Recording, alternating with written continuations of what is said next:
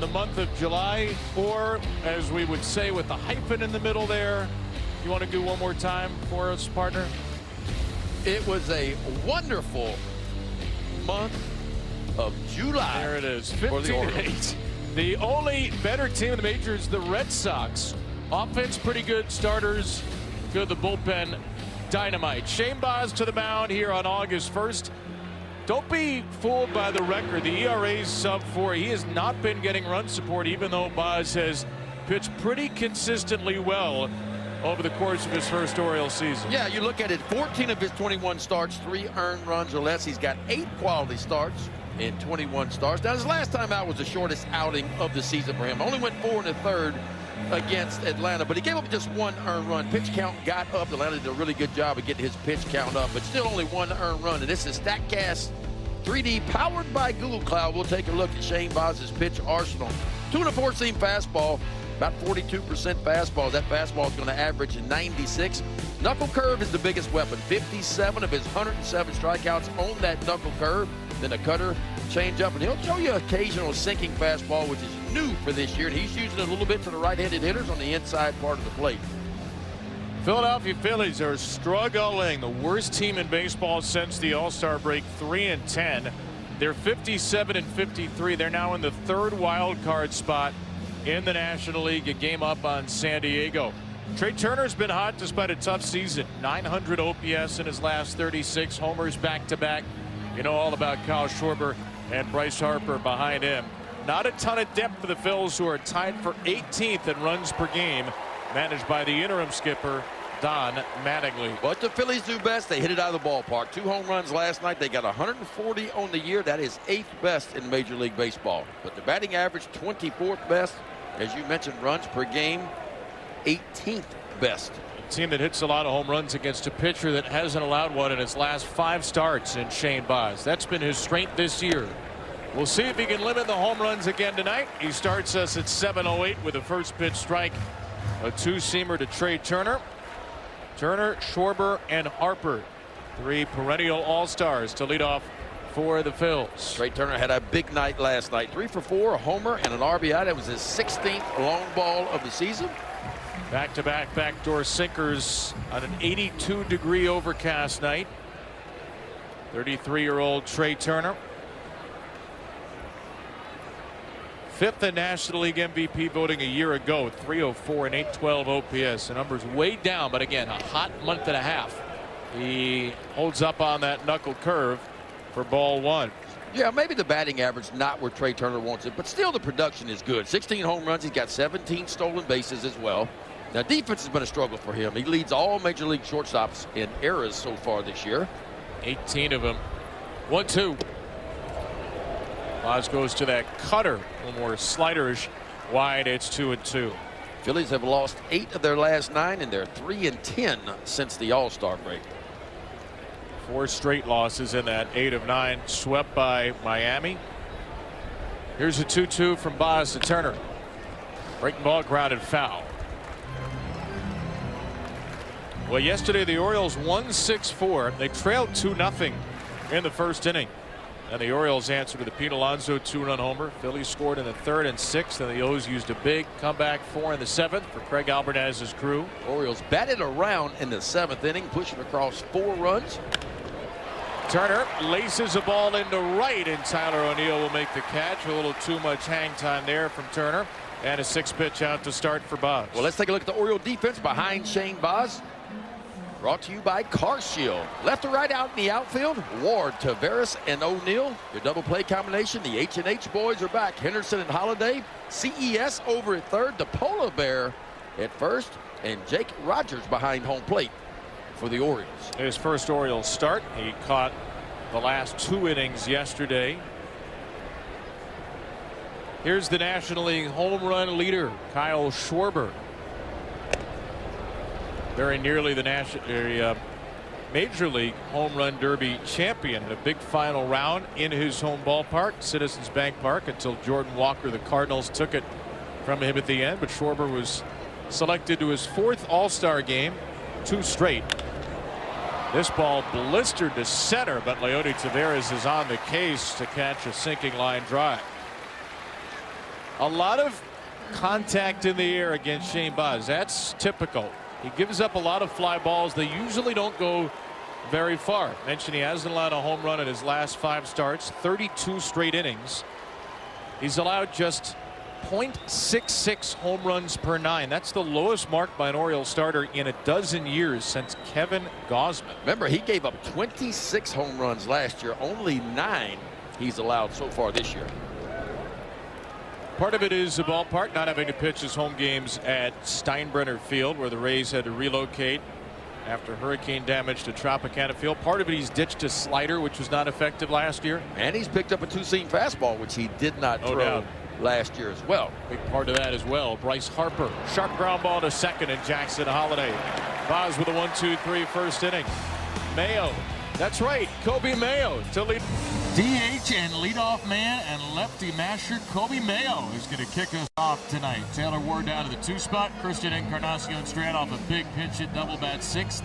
7 righties in there today against the best pitcher against lefties in the majors.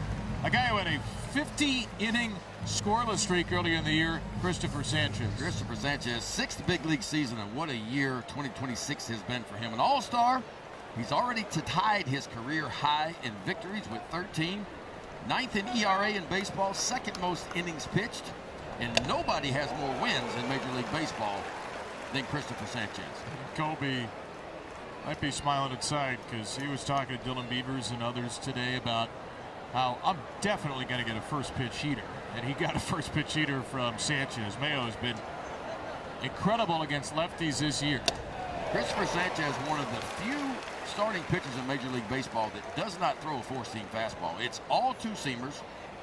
That wipeout changeup of his, which you just saw, 46% swing and miss, one of the best changeups in the game, and the slider, 45% swing and miss. And both of those pitches well above average when you talk about swing and miss. That's it, by the way. It's only a 3-pitch mix, and he's still one of the best starters in baseball. Got a couple of swinging strikes on Kobe. And now Mayo gets another changeup. His first start as the leadoff hitter, and his first at bat in the leadoff spot is over quickly. 3 swinging strikes. Well, let's take a look at Christopher Sanchez, now 29 years old. We'll take a look at his pitch arsenal. Talking about that sinking fastball, used about 43% of the time. Then it's the changeup and the slider, a 3-pitch mix. It is a really solid 3-pitch mix. Now, the odd thing about him now, he has allowed more hits than innings pitched this year, although it's been an incredible year for him. Taylor Ward. They'll take wide. And you're already seeing what Christopher Sanchez likes to do to right-handed hitters. He likes that 2-seamer away, tries to keep it down, and right out of that same window, he'll take that changeup and throw it in the exact same spot. Ward, the American League walk leader, had 2 more yesterday in an 0-for-2 game, and he's in a 2-0 count here.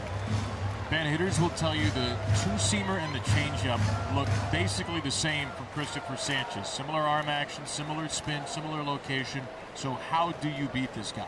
You got to hope he makes a mistake. I mean, I think when you get counts in your favor, where Ward is right now, you go out and you hunt a certain pitch in a certain location. You hope he makes a mistake. That's a pretty good job right there. That ball barreled up, but unfortunately, right to Stott over at second base. Christopher Sanchez, look, he is a strike-throwing machine, too. Only 28 walks on the season, 138 2/3 coming in. You mentioned it, 50 2/3 scoreless inning pitched this year. One of the longest streaks, the 5th longest streak in baseball, and the longest by a left-handed pitcher in baseball history. Gunnar Henderson. Only 2 lefties in the lineup today. And Gunner's the irreplaceable one, and Jackson Holiday later on has made himself close to irreplaceable. Gunner has actually hit lefties better than righties this year, though. OPS is 75 points higher versus left-handers. And he smokes this ball to right field. Well, how do you do? That was loud, too. Did you hear that thing come off the bat? That's what you call finding the barrel right there. 100 off the bat, so back-to-back bullets by the Orioles. Yeah, I didn't think we'd ever say Gunnar Henderson is hitting better off lefties than righties. But coming into the game, 225 off of lefties, 217 off of right-handers.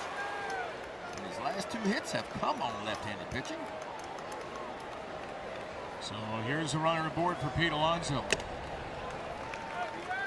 Who knows Christopher Sanchez awfully well. Between Pete's time with the Mets in the regular season and postseason, he has faced Christopher Sanchez more than anyone else has faced Christopher Sanchez. 27 times he's faced him. He's 6 for 27 with a home run off of Christopher Sanchez. Only 2 RBIs.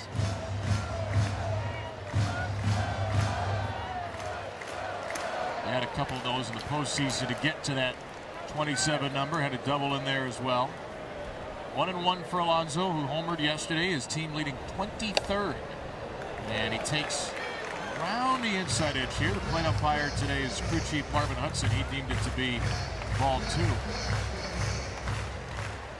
Pete has really enjoyed hitting at Camden Yards this year. Said one of the great batter's boxes and great batter's eyes in baseball. He always liked hitting here. That's what he told us when he got the gig as Orioles first baseman, and he's liked hitting here all year round. Leading the Orioles in hits, doubles, home runs, RBIs, average slugging, and OPS. Of course, he's played every single game. All 111 of them as he takes ball 3. These are the counts you hope you get in off of Christopher Sanchez here. Plus counts where you can sit on whatever pitch you want to sit on and whatever quadrant you want to sit on. Henderson at first. It's 3-1 to Alonso. Chase ball 4. Got a good swing on it, but it's 3-2. Yeah, missed the spot there because Realmuto, the catcher for the Phillies, he had rocked to the inside part of the plate. That's a big miss all the way across the other side of the plate as Tyler O'Neill waits his turn.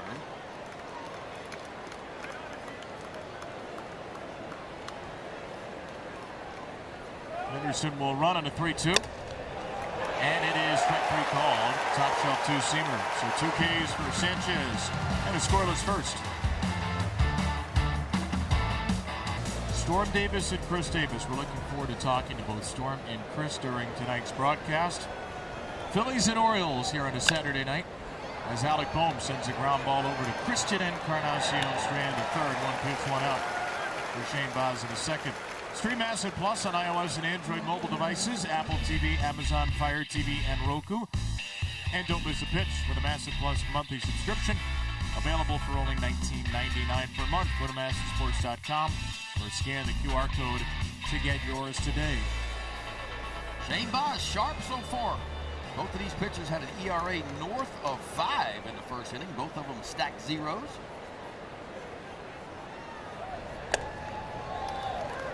And Baz gets strike 1 to Brandon Marsh. Going to be a big thing for tonight. He only threw 9 out of 19 first pitch strikes against Atlanta on Sunday. And Baz had his shortest start as an Oriole, 4 1/3 innings. Now, only allowed 2 runs, 1 earned. But 90 pitches.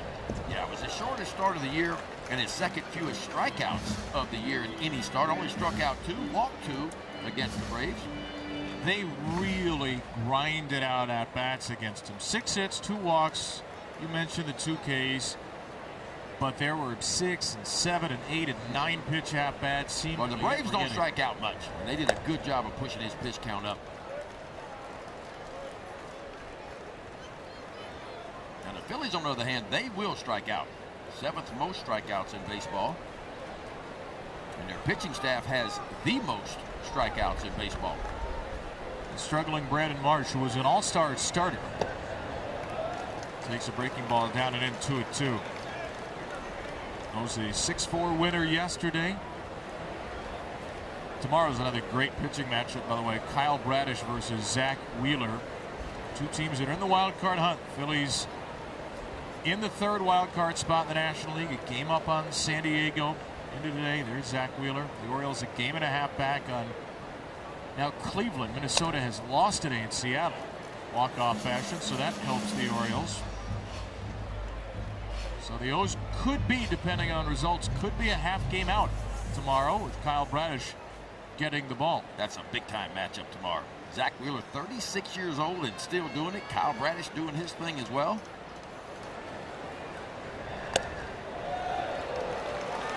Zoomy fastball, and it did actually catch the corner of the zone. Called ball 3. Nice velo too. 98.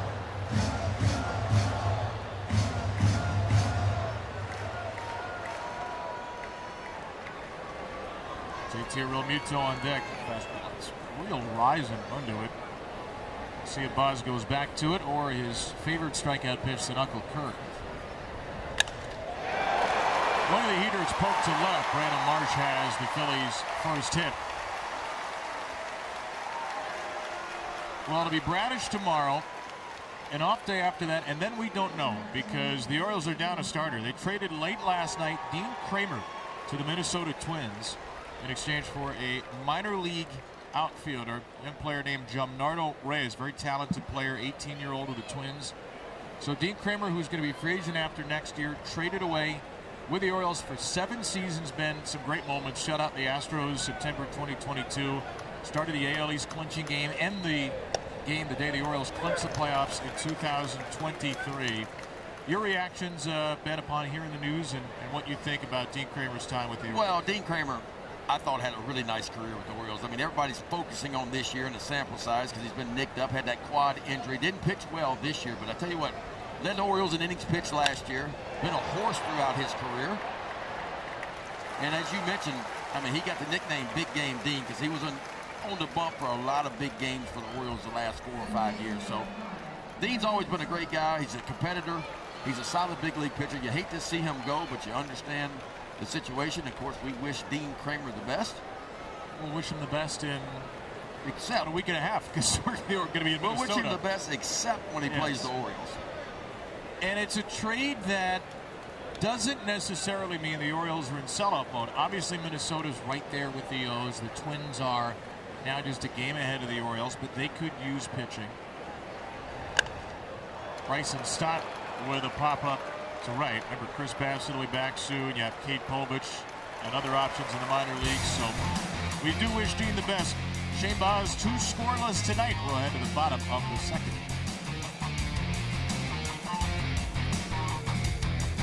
Lead off, and there are some familiar faces. And some more familiar faces. Darren O'Day, Zach Britton, Tommy Hunter, Buck Showalter, Adam Jones. A whole lot of folks back here today on Hall of Fame Day.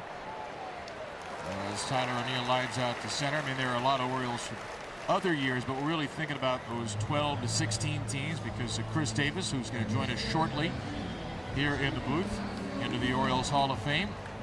Talk about the span where the Orioles were the best team in the AL over 5 years. And obviously, Chris was a big part of the reason why, so we're excited to talk to him next inning.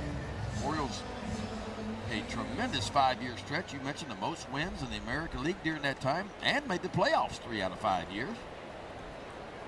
Christopher Sanchez against Christian Encarnacion Strand here.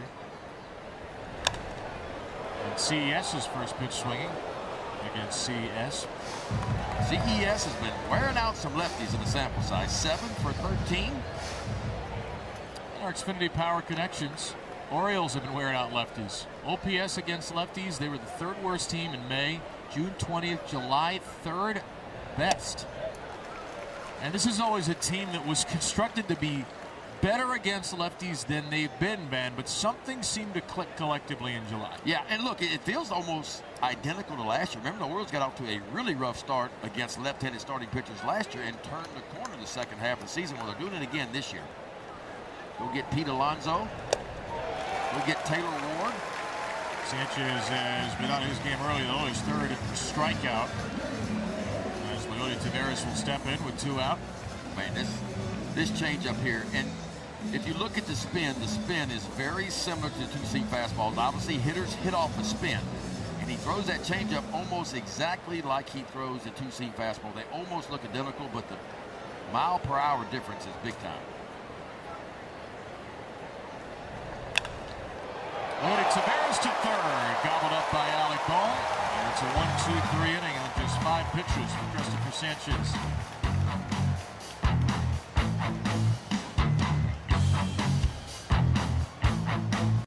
Sounds pretty good. Well deserved, too, by the way. Thank you very much. Was that the key to that group? I mean, we talked about that 5-year span when you guys won more games than anybody, made the playoffs 3 out of 5 years.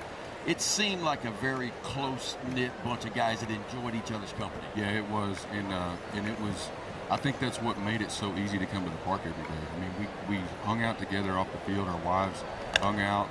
We were kind of all in the same stage of life together, but we really were.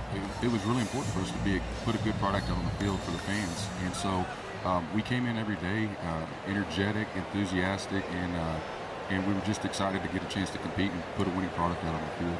How much more special is today and has this weekend been as Crawford lifts a fly ball to left and Taylor Ward makes the play, knowing that so many of your former teammates and your former manager, Buck Showalter, are celebrating this with you? Yeah, I mean, we had a dinner last night, and getting to see those guys, getting to hang out with them. We still keep in touch, but we don't ever get to see each other. So I always look forward to this weekend because it gives us an opportunity to get back together and just catch up. So, I mean, it means the world to me that these guys are here. It means the world to Jill. I mean, they were a big part of our life for a decade, and so, you know, I'm just so thankful for them. Right now, the Cruz a batter against Shane Baz here as we're joined by new Orioles Hall of Famer Chris Davis. I want to ask, I've heard the story, but I want to hear it myself about how you found out you were going into the Orioles Hall of Fame. Yeah. My daughter, Grace and Evie, my youngest, they're twins, had a softball scrimmage, and I was standing in the field coaching because they're 8 years old, you know, so it's basically like just trying to herd cats and keep them together. and my phone rings, and I pulled it out of my pocket, and it was Bill Stetka, and I said, hey, man, I got to call you back. I'm on a softball field right now. And I look up, and my wife's staring right at me. And so I put my phone in my pocket, and she goes, do you have a phone call? And I said, it was Bill. And she's like, Bill who? And I'm like, Bill Stetka. And she's like, oh. And I said, yeah, I told him I'd call him back. So I went home and called him back that night. Hey, softball's going to have to. Look, I coach my daughter in softball too. That's a fun game. But yeah, you got your hands full at that age for sure. 100%. Challenge here by Jake Rogers on his first pitch, ABS powered by T-Mobile, and it's going to stay low for ball one. What stirs in your mind and your heart, Chris, when you walk out on this field again, a place that you had so many memories? It's really hard to put into words, Kevin, because there's so much history here with this organization, so many great players, and just to be able to be a part of it, just a piece of it, it means so much to me. And I know it didn't go the way that I planned the entire time, but I said it yesterday. I think the tough times made me enjoy and appreciate the good times even more. And so it's just special, man. This is a great organization. Obviously, I'm biased. I was here for 10 years, but there's just something about wearing that uniform and having Orioles on your chest that it's a sense of pride for me. Speaking of that, I mean, you had a 6-year span where you averaged 37 homers a year over a 6-year span, drove in 93 average over a 6-year span, of course hit 53 one year and 47 the next. You ever look back at those numbers and go, wow, those are some pretty stout numbers. Now that you've had time to sit back and reflect on it a little bit. Yeah, I don't look at the numbers, but yesterday when they were reading off kind of where I stand with the organization, it's a humbling feeling, man, because there's some big names on that wall out there. Yeah. And so I can't express how grateful and how honored I am to be a part of that group and a part of that brotherhood. A lot of those jerseys around these parts the last decade and a half out of the way.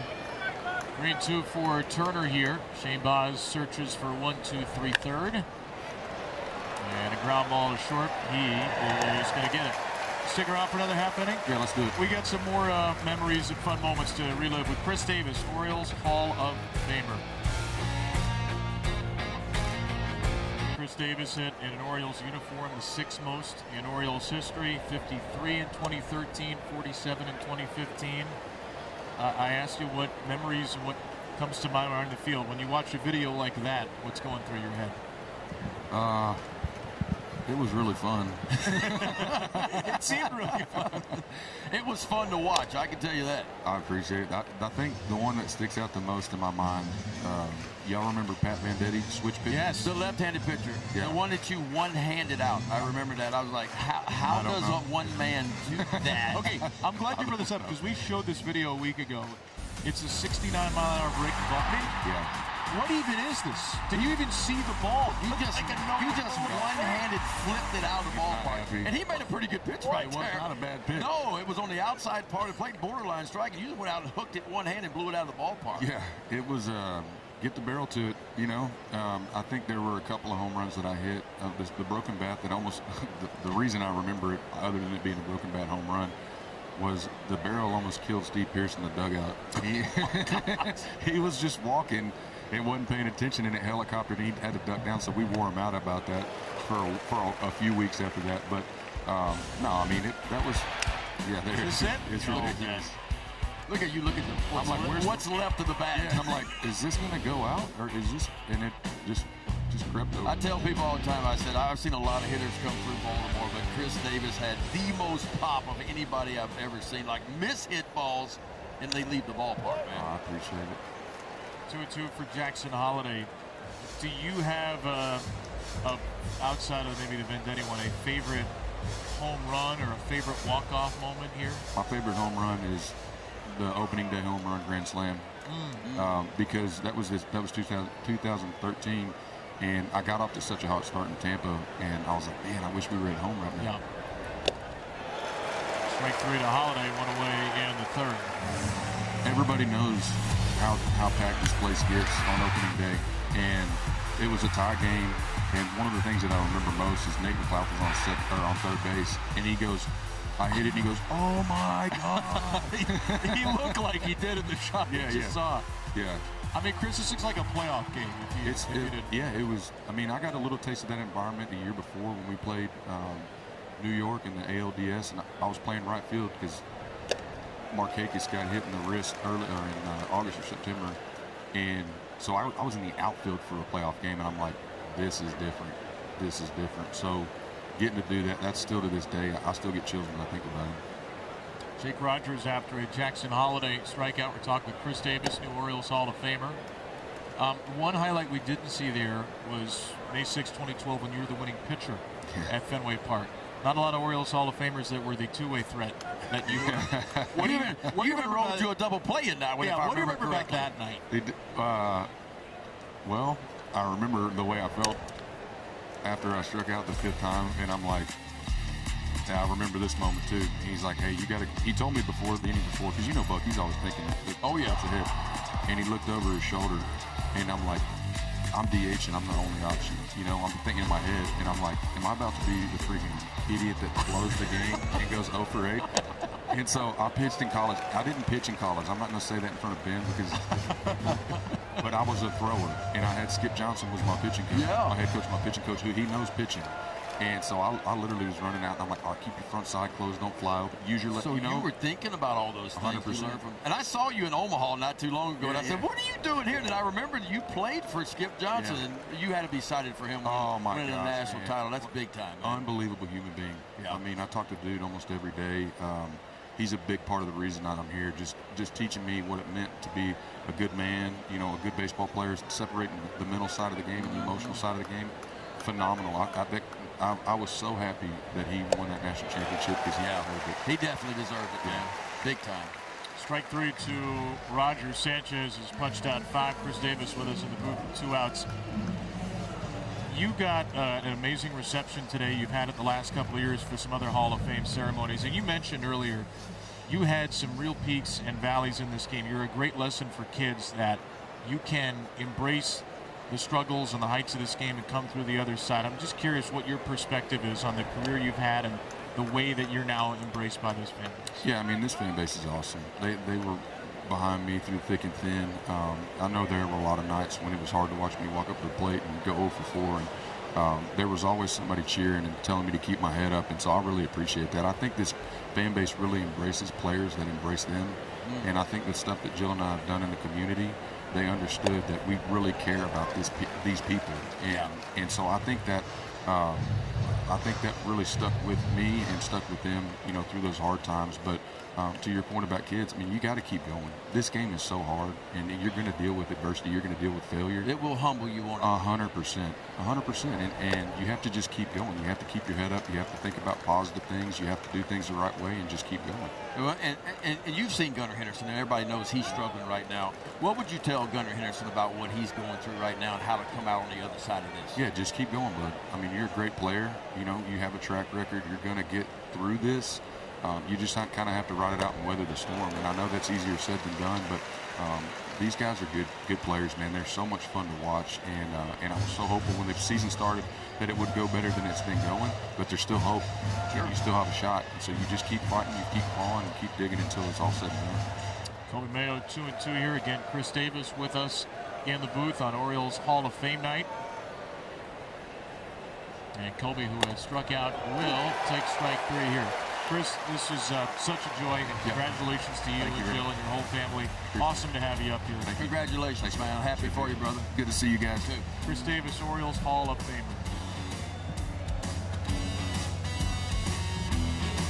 Harper jersey having the initiative to go up and say hi to Cal. I love that. No fear. Just thanks again to Chris Davis for coming up. What a wonderful conversation, and what wonderful perspective he has on the memories, the moments, the time he spent here in Baltimore. And I love how he's been so open about his struggles. And he, you know, he said it himself. He said, my career did not end the way I wanted it to end. And really, very few MLB players' careers end the way they want them to end. And Chris's was no different than most of them, you know. And you mentioned, I mean, the highest of highs he experienced, and then the lowest of lows he experienced as well, you know. And so this game is a tough game. We say it all the time, but it is so true. And what's really cool about it is these guys are humans. We want them to be our heroes. We want them to be robots, but they're not. At the end of the day, they're humans too.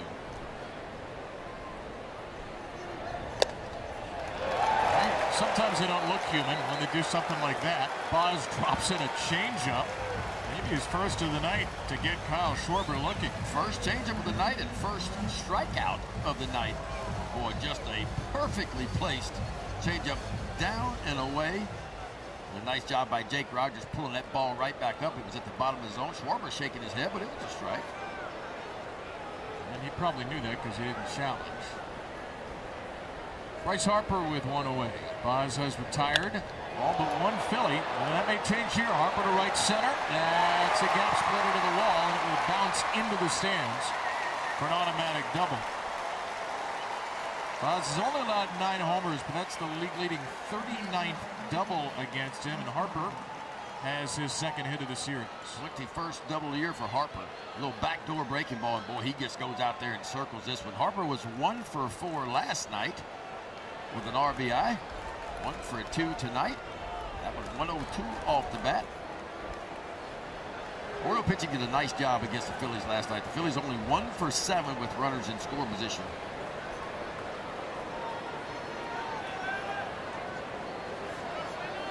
Alec Boehm bounced out to third. He's 0 for 5 in the series. Well, Harper is the first runner for either team in the game in scoring position.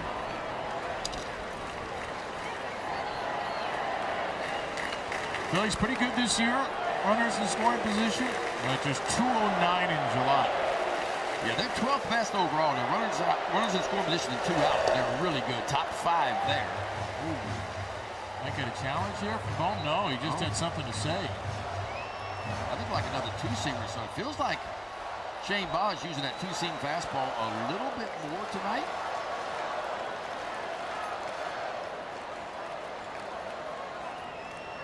The 1-1 is chopped to the left side. Encarnacion Strand from the infield grass. That's the out. Harper to third and 2 away. Well, Brandon Young, I talked to him before today's game after yesterday's start. He said he has become so much more comfortable with that 2-seamer as the season's gone on. A new pitch for him, and it's a new pitch for Shane Boz this year, too. It also seems like he's getting more and more comfortable with that 2-seamer. Well, we started saying it a few years ago, and guys started to revert back to 2-seam fastballs. There was a time about 5 years ago we had sticky stuff on our fingers and a lot of 4-seam fastballs and attacking guys at the top of the zone. Hitters made a pretty good adjustment getting to those balls, and all of a sudden pitchers always trying to stay one step ahead of the hitters. A lot of guys have gone to a 2-seam fastball, and I love that for Shane Boz. Change the eye level, pitch down every now and then, and take his best pitch, that 4-seam fastball, and ride it to the top of the zone. Strike on Marsh. Takes another rising fastball up and away. Marsh had the first Phillies hit with a single to left. Last 24 games, just 11 out of 83. 133. Dropped his batting average about 40 points. He does have a knock tonight. 1-1 coming. In the air to left, foul territory, and that will be unplayable.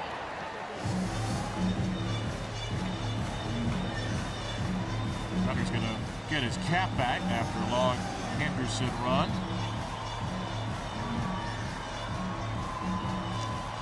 Well, these are the moments where Shane struggled on Sunday against Atlanta. Got into so many two-strike counts in that game. In fact, he had the Braves in 12 two-strike counts, only struck out 2. Harper's at third. It's a 1-2 count to Marsh. And he fouls it away again. That's a good pitch, too. 98 miles an hour, top shelf. Really lively looking four-seamer tonight. Marsh got that base hit on a memorable fastball that was down and slightly away, hit it to left field. Fastball up, maybe that good knuckle curve is coming here. It was, and it was picked by Rogers. What a pick that was by Jake Rogers. Bryce Harper just 90 feet away. Jake Rogers had one chance here. This ball was missed so bad. The only chance he had here was go to the backhand side and somehow just picks it right off the dirt to save a run.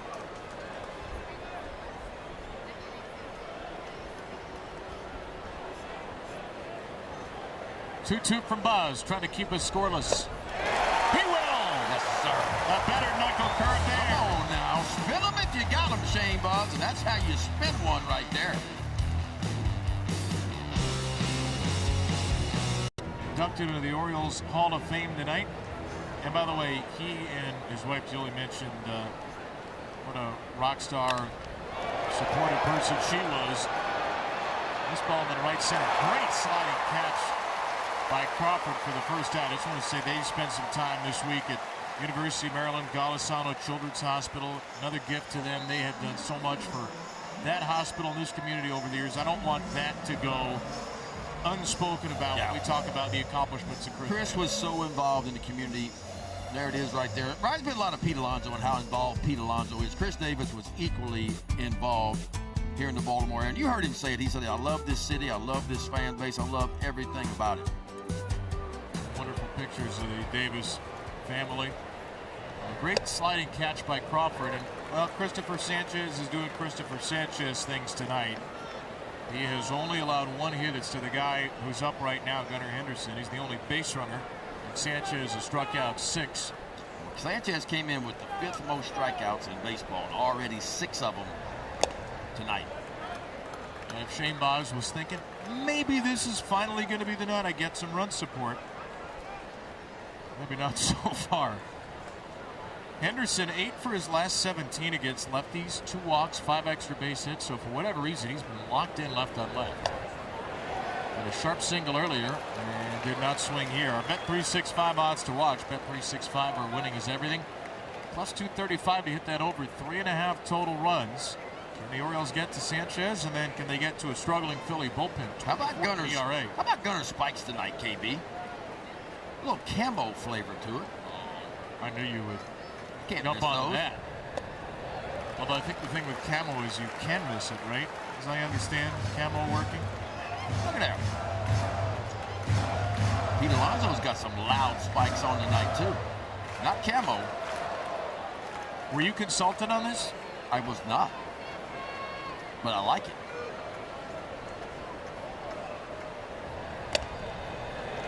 Inside ball 4. So how about that? Henderson against a guy who is better against lefties than literally any pitcher in baseball this year.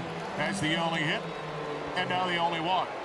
Lefties came in hitting 130 off of Christopher Sanchez. The righties kind of had their way with Christopher Sanchez. Nearly 300, came in hitting 298. The right-handers did. Of course, the Orioles have 7 of their 9 hitters, right-handed hitters. He struck out on a sinker in the first. Ground ball foul. If there are any things that make you feel okay about the Orioles' chances against Sanchez, number 1, the righty number. 298, 781 OPS. It's pretty good. And then number 2 is the home road display. At home, Sanchez has a 128 ERA. On the road, 497 in 9 starts. So as a road pitcher, and as pitcher against righties, he actually hasn't been great, but he's been so dominant at home, so dominant against lefties that it still leads to the CRA. I mean, those are some dramatic splits. Yeah. Well, the other thing you like too, in the month of July, 4 starts for Christopher Sanchez, the ERA 6.65, by far his worst month of the season. 2-strike pitch to Pete, and a great disappearing changeup, and that's a 7th strikeout already for Sanchez. I mean, this pitch here is just not fair. Because again, it looks just like the two-seam fastball. We've seen that fastball 95, 96, and he throws that changeup in there. And he seems to hardly ever miss a spot with it. He always misses down with it when he misses. Tyler O'Neill with 2 away. Tyler's going to challenge this. Batter challenge and call a strike. And the Orioles with only 1 challenge left in the 4th. So you know it probably has to be a big miss to challenge. And I think it is. It was indeed. Good job by T.O. ABS powered by T-Mobile. That ball is 1.5 inches low. Reversing Marvin Hudson's call. There's Donnie Baseball. T.O. had a good month of July.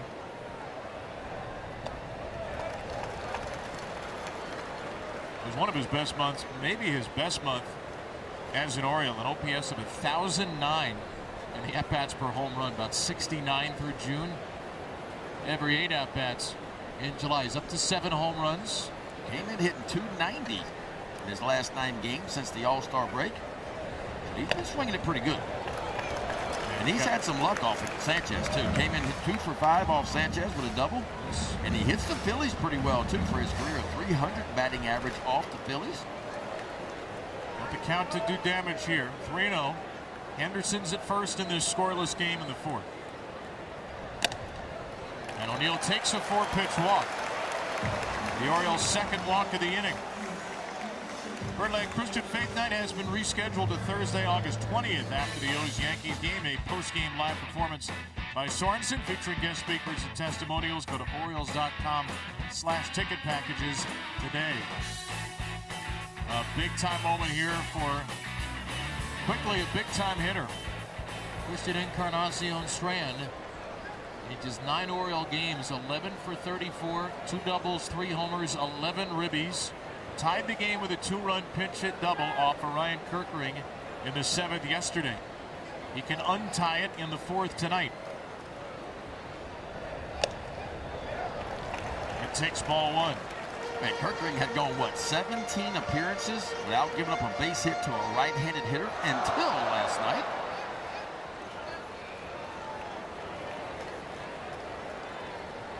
CES 7 out of 14, 3 homers off of lefties this year. And he gets bruised by a sinker for ball 2.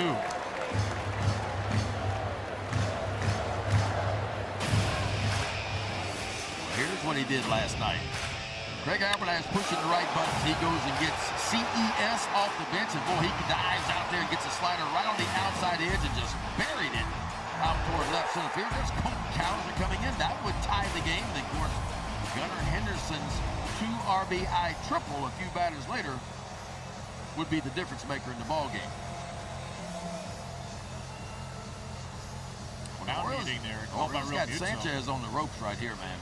You got to count in your favor. This is where your CES right here. You look for that 2-seam fastball on the outside part of the plate, and you go get it. Guy who was the Reds' opening day first baseman was 2 years ago. He has some real heft in his bat. And he gets a 2-seamer maybe a little down. And there's so much movement on that pitch. That's why he gets a lot of called strikes. Tons of late break, which can make Sanchez a hard pitcher to umpire, frankly. Should have been 3-0. Instead, 2-1. And then he chases the changeup.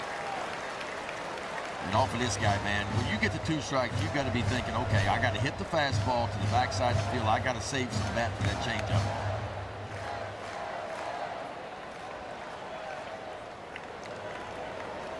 Two on, 2 out. 2 balls, 2 strikes. Inside.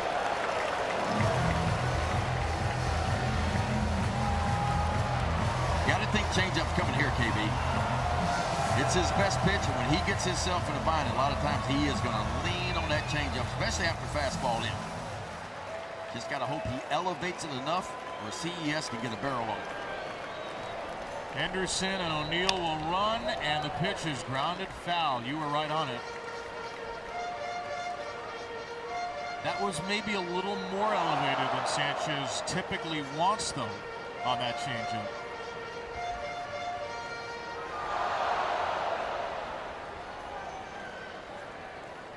Pitcher who has one of the highest chase rates in the league. Guys go fishing for that pitch often. Will he try to dangle it? Just high with a slider. And Encarnacion Strand has the Orioles' third walk of the fourth. That is so odd, too, because, again, we talked about Christopher Sanchez. Only 28 walks and 22 starts coming in, and 3 here in the fourth inning. Question is, can the Orioles make him pay for it?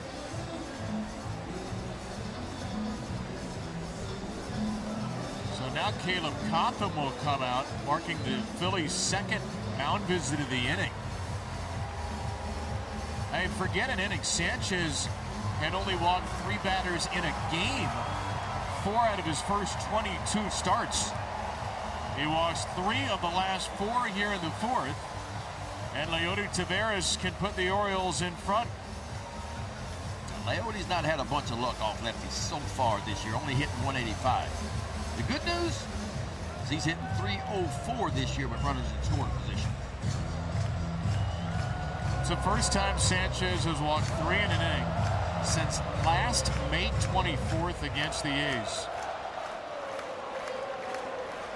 And it is loaded the bases for Leody. First pitch chasing. A change-up strike.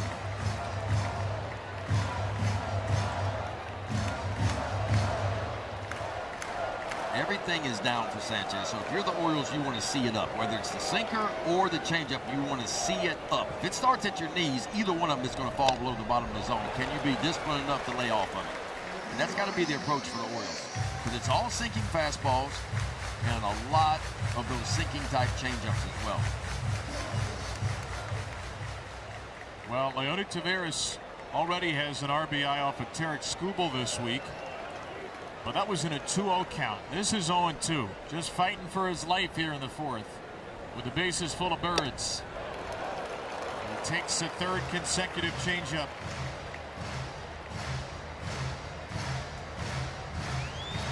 Taveras, a 304 hitter with runners in scoring position. It was a tough month of July.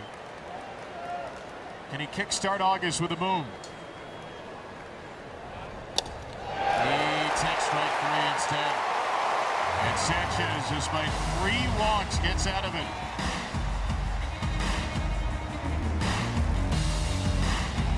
A lot of my former teammates here, great memories in the city of Baltimore. I loved wearing the Orioles. I got a chance to play with the first team that was here in Camden, so nobody's a bigger fan than I am. Boy, I tell you what, you made it to the big leagues at a very tender age of 20 years old. Yeah. What was it like, man, having a veteran Jim Palmer, Flanagan was around? I mean, those guys had to teach you a lot about the game of baseball, I would think. You know, honestly, Ben, it was like being on a merry-go-round, and the person you're trying to talk to, we only get about a word about every other. That's how fast it was going for me now. I'm telling you, gentlemen, it was like drinking, they say, water out of a fire hose. It was for the first year, 82, and a little bit of 83. It was going quick. Scotty, Tippy, Flanny, Jim, those guys were just incredible helps for me. Shea Boss strikes out JT Realmuto as we kick off the 5th inning. The moments for you, I mean, it's fast and furious. A debut at 20, it's 6 shutout innings in the game where you guys beat the White Sox in the ALCS in '83. It's a Game 4 World Series win. When you look back on all those fast memories, what are the ones that are the most vivid for you? Well, I think probably the memories on the field are what they are. I loved our conversations. I was telling somebody yesterday, the bus rides, the plane rides, outfield grass during BP. When you're listening to some of the greatest, not just Orioles, but greatest pitchers in the history, some of them in the history of the game, that was just I couldn't have been in a better place at that part of my career to start with listening to those guys and really just mimicking them. What I was doing. Is it true that Jim Palmer used to sit you down and say, okay, this is how we're going to pitch this guy. This is what you're going to do to this guy. This is what you're going to do to that guy. All the way through, without a scouting report, just off of memory of what to do. We're flying back to Baltimore last weekend of 1982. The Brewers have a 4-game lead on us. We have 4 games. I have the second game of a doubleheader on Friday night. Jim comes up, sits down next to me on the plane, goes over the entire lineup. Yount, Mahler, Ogilvie, goes through all the guys. He gets to Jimmy Gantner and slows down. And he goes into this elaborate scouting report on Jimmy Gantner. I'm thinking, Jimmy Gantner hits 9th. And I've pitched against Jimmy Gantner. I mean, he's like an out. And lo and behold, in the second inning of that game, I get 2 quick outs in the top of the second. I walk the bases loaded. Jimmy Gantner's up. And in the back of my mind, then, I can hear Jim take me through, okay, when Gantner gets up and there's guys on base, you do this exactly, and you'll punch him out, and that's what I did. Oh my God! And I gotta give Jim all the credit. And he probably did it without a scouting report, just off the top of his head. Unbelievable recall. Yeah. I mean, just unbelievable. What were the '83 World Series like? Not just pitching, but the fan base here, the city here, the environment here. Can you give us a sense of on the field and then off the field? What were the scenes like? Well, my wife Angie and I decided to move here after the '82 season. We bought a home, and this was our home. I tell people all the time, I'm from Jacksonville, Florida, but I grew up in Baltimore. So to be a part, to have people be a part of that, to experience the World Championship, friends, our neighbors, I mean, just to do it here with this fan base was just incredible. What did being an Oriole mean to you? You were with a few different teams in your career. You came back here, traded back here in '92. What was the significance of the Oriole uniform, the Oriole way, the franchise? Well, it's hard to put into words. It is for me. I tried to do the best I could yesterday at the luncheon talking about the Oriole way. Here's a tapper to short. Nice. Fabulous play by Henderson to get the second out on Justin Crawford. Basically, it's being, I said it in my speech yesterday, my first spring training, I'll never remember, I was driving home probably after the first or second week. I said, average is not a part of you can't be average here. Everything we did was above average, from playing catch to running to everything we did. It's just, it just overflowed into naturally to how we played the game. And so, just involved in all the detail, nothing was too small. I've heard people try to explain the Oriole way, and people explain it. Depending on who you talk to, they explain it a different way. But what I get mostly when they say the Oriole way, it was the fundamentals of the game of baseball and being in the right spot and playing the game the way it was supposed to be played. It's basically what I get from people when they say the Oriole way. That's correct. I think it's easier to it wasn't a slogan. On the right center, there's a hit for Brian De La Cruz. That's going to break the deadlock here. As Bryson Stott, who had walked, scores from second. And the nine-hitter De La Cruz makes it a 1-0 Phillies lead in the 5th.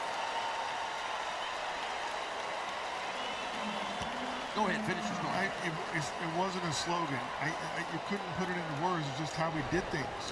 Whenever we got asked those questions, and by the media or whatever, that's why we had to stumble around and throw a catchphrase out there, because it wasn't just something it's how we live. Mm-hmm. It's what we do. It's just how we were, and we won a lot of games that way. And that meant on the field, that meant off the field. Correct. That encompassed all those things is what you're saying. That's correct. That's just kind of how you carried yourself. Mm-hmm. We wore jackets on the road until... They were still wearing jackets when I got here. That's just who we were. Because I didn't even have a jacket in 1980. I had to go buy a jacket because they said, hey, you need a jacket for the road trip. I said, what? They said, yeah, a jacket. So. That's just how it was. That's just who we were. I hesitate to ask a question with 2 strikes, 2 outs, but I will. How did you find out you got into the Hall of Fame? Any good story with a call from Bill Stetka called me, and I thought he was trying to talk me into coming to opening weekend with tickets. And I looked at my wife and said, why? It's a base hit through the left side by Turner, and De La Cruz will get to second with 2 down. I said, I'd love to go up for an opening weekend. I said, but I'm coaching high school baseball and assistant coach there in Jacksonville. I can't get there. Then he calls me back and says, hey, no, thank you, congratulations, you've been inducted in the Hall of Fame. I had to sit down. And I'm not kidding. I was emotional. Yeah. Very emotional. That's how much it meant to me and means to me to be a Baltimore. Wow, that's big. What? You got to experience, obviously, Memorial Stadium on 33rd, but you were also here for 1992. We opened up this beautiful ballpark, too. What are your memories of 1992, and how do you compare it to Memorial? Well, 92, we were chasing the Blue Jays. And quite frankly, the Blue Jays were better than we were. We had a really good year, but September they kind of got out there and got too far from us. What a great electricity like this every night. Yeah. Every home game. Unbelievable. Memorial Stadium, that was, I'll say it like this. Memorial Stadium was more like, there wasn't, the crowds weren't as large, but they were loud. And they were really into it. I mean, the Baltimore baseball fan is as good as it gets. What was your relationship like, and how quickly did that relationship grow with the Oriole fan? Well, living here year-round, I mean, people in public will recognize you. I thought it was the coolest thing in the world to be, first when I was young, to be recognized, you know, away from the park. But just the genuine, they love the Orioles. And, hey, man, you're an Oriole. Yeah. And it just made me proud, not in a bad way, but like, I represent the Baltimore Orioles. And I was just excited to do that. And the most important question is Jake Rogers' challenge. What dirt do you have on young Ben McDonald? I mean, you gotta have something from 92. Easy now, you gotta have something. We're on TV now. You Easy. can get to with Ben. I'll say this about Ben. What you see is not always what you hear, and what you hear is not always what you see. He's very stealthy. We've noticed stealthy. Very stealthy. And then when you're in the clubhouse and he's in there, but you don't see him, that's like the hunter in him comes out. I don't know how he does it. You see my camo shoes, I can still sneak up on people. That's it. You know? Ben, I'm telling you. I'd ask, I said, didn't Ben, Max in here, right? Didn't Ben come in? No, I don't know where he's at. That's kind of how it went. I was around somewhere doing something. Yeah, that's still the experience we have when we're walking down the street quietly on the road, or when we're just stuck in our books and working here in the booth. You never know where this guy's going to pop up. That's true. So I'm glad to know it did just start with us. Storm was a big part. I mean, Messina was 21 years old. I was 22 years old, and Storm was, and Arthur Rhodes was down there. Right. And all of us were just trying to figure it out, man, and be able to talk to Storm. And, of course, Cal Ripken Jr. was a big part of my maturing as well. But you were, Sutcliffe was a big leader on that team and helped the pitching staff out, too. That's what I remember about those days. Yeah, it was a great year. I mean, we had a lot of fun. To open the ballpark up, like I said, we were trying to hunt the Blue Jays down. They were really good that year. So, Stuart Davis with his new Orioles Hall of Famer. It's 2-2 on the dangerous Kyle Schwarber here. And Shane Baz gets him on a 98-mile-an-hour fastball. Storm, what a pleasure. Great to meet you. Congratulations. Thank you. Orioles Hall of Famer. Congratulations, brother. Thank you. Davis. Thank you. And a nice-looking green jacket. Thank you. Thank you. Fits well.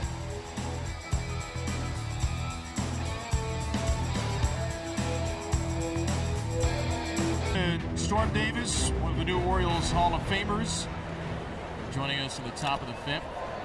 Storm is a guy who has probably historically been overlooked because of some of the great pitchers he was around, but I'm glad he's getting his due this year and this night. No, that dude, I tell you what, 6 years with the Orioles, he won 61 ball games. ERA started with a 3 for his career here in Baltimore. He was a heck of a pitcher. Was a starting pitcher, Game 4 of the '83 World Series. What a big game that was. The O's were up 2-1.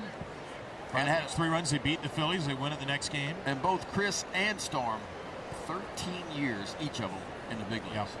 Storm won another World Series as well with the '89 Oakland A's. Was part of that team, going 19-7 with a 4.36 ERA in the regular season. So Storm Davis, Chris Davis, and the late scout Jim Russo. And Jim, by the way, was one of the most influential scouts, maybe one of the most influential off-the-field people in Orioles history. Signing Jim Palmer, Bert Powell, Davey Johnson, among others, and involved in so many critical trades and transactions. Christopher Sanchez is cruising here. He struck out 9. He is rolling, man. Here are some of the notes for Jim Russo, who was with the Orioles 32 years, involved in the signing of Dave McNally as well, and he was leading the scout on the 1966 Dodgers before that World Series win. It's pretty special to see. Jim's son was here to accept the award on his behalf today. Diving stop at short. Trey Turner robs Jake Rogers of his first Orioles. We talked about Trey Turner, 18 errors at shortstop, the most of any shortstop, but you won't see a better play than that right there. That's big time right there. 3-time All-Star, big time. Lays out quickly to his feet and a perfect throw across the diamond to get to Jake Rogers.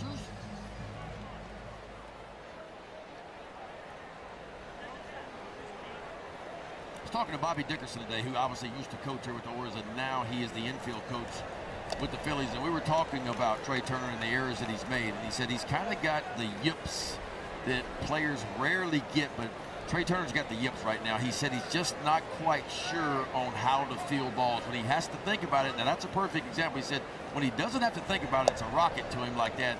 The natural instincts take over, but the balls that are hit right to him, he said he's trying to figure out the hops, and he's getting in his head a little bit, and that's where a lot of the errors have come from for Trey Turner. But when he just has to react, he said he's as good as anybody still. I mean, he was elite last year, 17 outs above average. This year, -8, and the 18 errors you mentioned.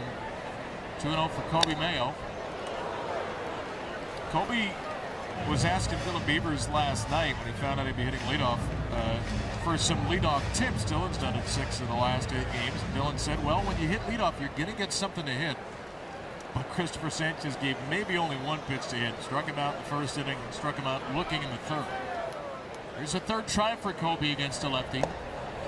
And he's in a 3-1 count here.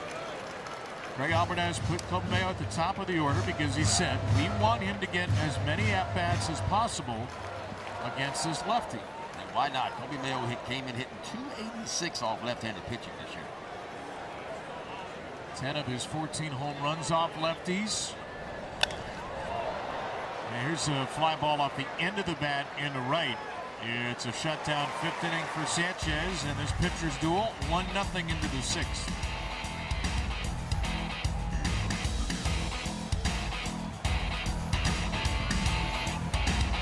Fifth inning ended. Shane Baz back out for the top of the 6th. Phillies up 1-0. A night where Shane has been throwing with flames out of his arm. I mean, his velocity is way, way up tonight on everything. And the strike-to-ball ratio better than 2-1. It's a bouncing ball foul for Bryce Harper. He's been mixing too good, KB. I mean, 2-seam fastballs, 4-seamers. So he's pitched up and down, north and south with the fastball. He's used his changeup, the cutter, and of course the knuckle curve. 7 swing strikes, 16 called strikes. So he's fooled the Phillies a lot. There's the usage tonight. Harper out of play for strike 2. 4 hits, 1 run, it was earned. 1 walk, 4 strikeouts for Baz. Remember, last time out, he only made it through 4 1/3 innings on 90 pitches against Atlanta. Got through 5 innings on 66 tonight. And the Oriole bullpen needs a start like this. Harper takes up and away. 4 Orioles through yesterday. They had a day off Thursday, but 6 relievers through on Wednesday. Another 3 on Tuesday, another 4 Monday. They just worked a lot of late. Go back to the Braves series where they had a couple of extra inning games. So Shane Baz helping out the bullpen with every out, keeping the Orioles in this game. This is typical for Shane. He finds himself in these pitchers' duels all the time. Yeah, the Orioles typically just don't score a lot of runs when he pitches. But he's been a horse this year. I mean, he's averaged 6 innings every time he's taken the bump. That's this year. Heck of a swing by Harper. That wasn't even close to a strike. And he lobs a changeup into center for a second hit. Phillies have their first leadoff man on of the night. Sometimes when you just put a ball in play, that ball's what, a good 8 inches off the outside edge, and that's covering it right there. Just a little bit of a half swing. Just lobs it out in center field for a base hit. Harper's second base hit. He's got a double. And now a single after grounding out to second, his first at bat.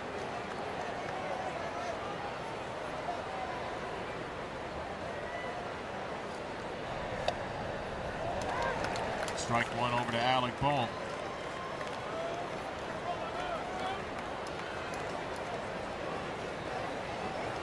4 hits against Boz, now 5. 4 singles, 1 double. No home runs in his last 6 starts, including tonight. So he's on a homerless streak of 37 innings as Bohm hits this one into the corner and out of play. Tyler O'Neill couldn't quite track it down. Just disappeared on us in that hole down there. I feel like he got pretty close to this ball. Yeah, he was close to it.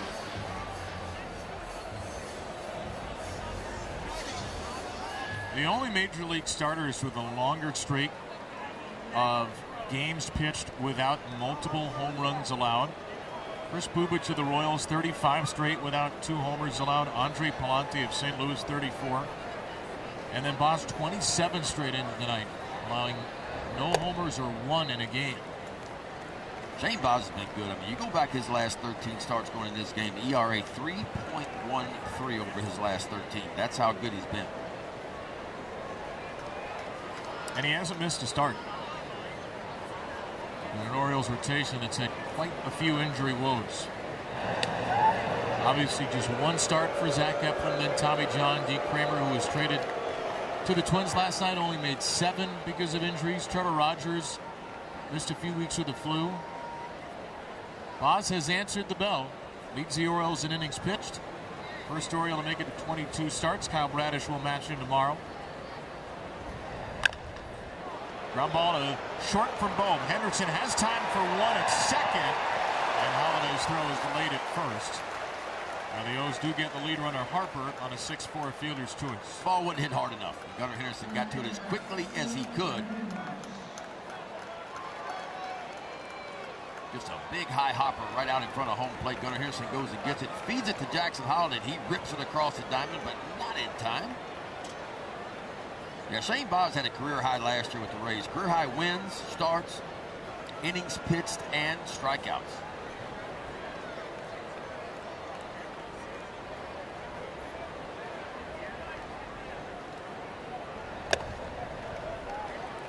You know, coming off the Tommy John surgery, he's really turned into a workhorse. This is 67 starts since he returned to the big leagues in 2024, and he hasn't missed a turn in the rotation. 67 straight starts after that major surgery. Popped up by Brandon Marsh. Henderson's in back of Encarnacion Strand. Will make the catch across the foul line. Stream Masson Plus on iOS and Android mobile devices, Apple TV, Amazon Fire TV, and Roku with a Masson Plus monthly subscription, available for only $19.99 a month. Go to MassonSports.com or scan the QR code to get yours today. The Orioles a game and a half back of Cleveland in the wild card as we stand. Guardians lead 2-0 against Arizona at home, bottom 4th tonight. And the trade deadline now less than 48 hours away. It's going to be fast and furious, it feels like, when it starts to happen. When the dominoes start to fold.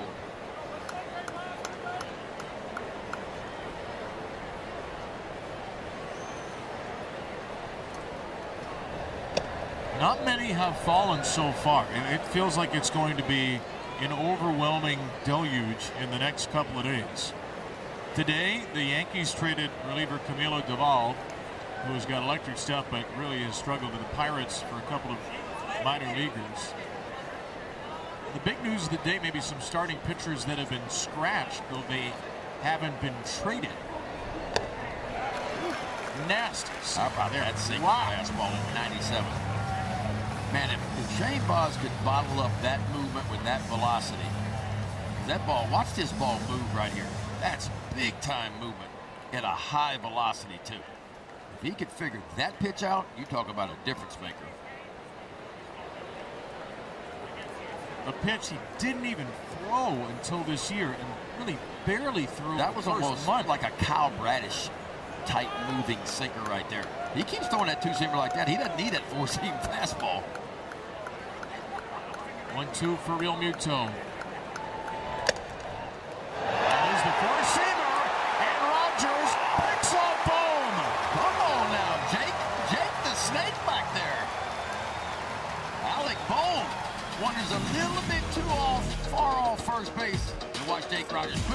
beat a perfect throw to the polar bear, and the Orioles are off the field with a little pickoff. Maybe it is for Jake Rogers, who can really handle his staff well, and is talking to Donnie Ecker, Oriole bench coach, who controls the run game from the dugout. So Rogers makes his mark defensively, and now the Orioles need to make their mark offensively. They have 1 hit and 3 walks against Christopher Sanchez, who's only thrown 10 of 20 first pitch strikes, but he has punched out 9, including Kobe Mayo twice, Pete Alonso twice, Jackson Holliday twice, 3 of the Orioles' hottest hitters.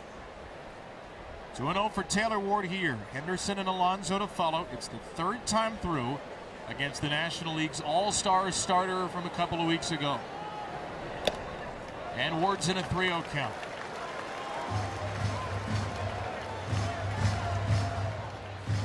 Taylor has grounded out to second and lined out to center. He struck the ball very well today, but has nothing to show for it.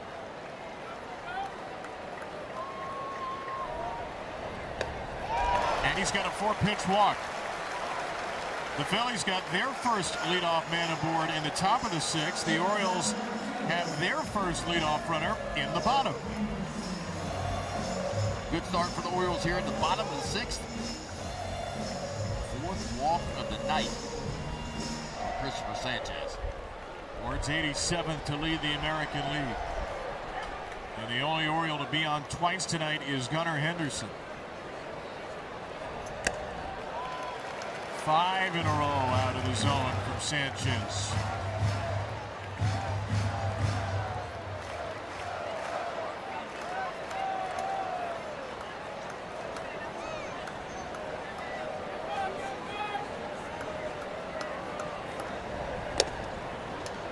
That's a strike, 2-seamer. No pitcher in baseball has stranded more runners on base than Christopher Sanchez. As you mentioned, he's given up or had into the game more than a hit per inning, but so good at limiting damage. 207 runners in scoring position. Well, that's the difference, and that's what the really good pitchers do. I mean, you look at their opponent's batting average overall, but then shuffle down and look at that column and how they perform with runners in scoring position when it matters the most. Christopher Sanchez, overall opponent's hitting 256, but you get him in scoring position, it goes all the way down to 207.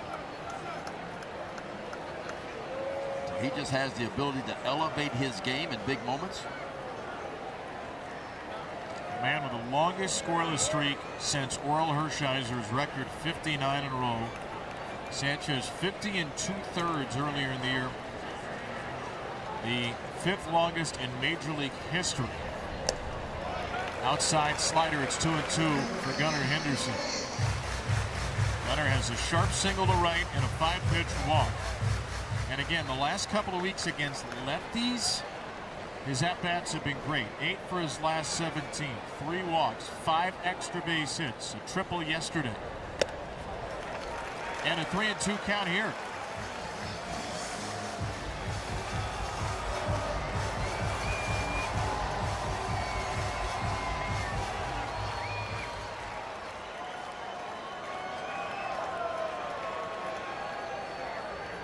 Ward leading at first. Not going. Line hard and foul by Gunnar.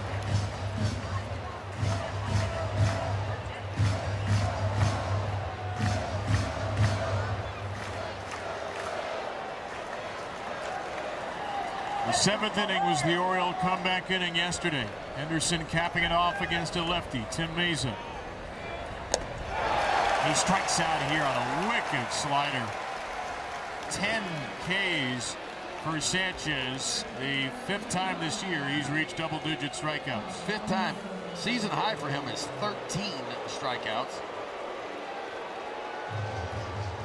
Really good breaking ball. 3-2 breaking ball. Keeps it in the zone a long time. You talk about tough on a left-handed hitter. 4th pitcher in the major leagues this year with 5-10 strikeout games. Jacob Mizorowski leads away with 9. The Blue Jays, Dylan Cease. The Guardians, Gavin Williams with 7. Sanchez with 5. He struck out Pete twice. Alonso looking for his revenge a 3rd time in. And he will take right on the corner, strike 1. Tied for 4th in RBIs in the American League. 69 of them. Tied for 6th in extra base hits with 44. Tied for 8th in homers with 23.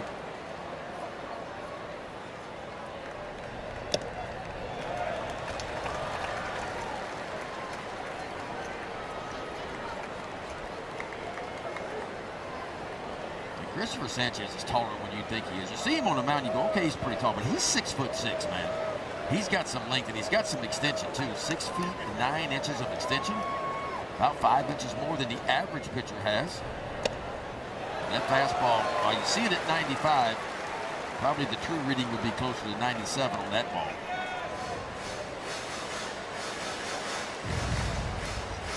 The Orioles have not put a changeup in play tonight. And that's the pitch he struck Pete out on in the 4th. He does such a good job of every now and then taking that two-seam fastball and ripping it to the inside on the right-handed hitter to speed those bats up to get to his best pitch. Toward the tying run at first. 1-0 game in the 6th. That's a changeup pumped out of play. Changeups from Sanchez tonight. Orioles have swung at 13. They've only made contact through 5 innings with 4. But you see where he throws them, and that's how he stays out of trouble. He very rarely elevates that changeup. When you get down 2 strikes on Christopher Sanchez, you're just hunting a mistake. You're just hoping he makes a mistake and leaves one up. No mistake there. He has fallen in love with that slider in critical moments. So he's now struck out Pete 3 times. Once on each of his 3 different pitches. He can go east to west on you as well as anybody can, man. He can run that two-seamer away from the righties and change up away from you, and then he can take that slider and get it down and in and just underneath the bat. 11 Ks, second most on the year. Tyler O'Neill dribbling through the right side. The Orioles' first hit on a changeup. Ward's headed for third. A head-first slide. He is safe. That was played well by the second baseman, Stott. The Phillies are wondering if they have a case here for an out at third. Boy, Stott got to this ball, and I didn't think he had a chance, but he hustled to this ball and made a wonderful play. Turns around and throws it over the bomb over at third base. Just a little dribbler right off the end of the bat. And watch Stott right here. Hustles to it, slides to it, quickly to his feet, and a nice throw to third base. Boy, Taylor Ward just got in there. No challenge. Oh, gosh, that was close. By the tips of Taylor's fingers, the Orioles put runners at the corners for Christian Encarnacion Strand.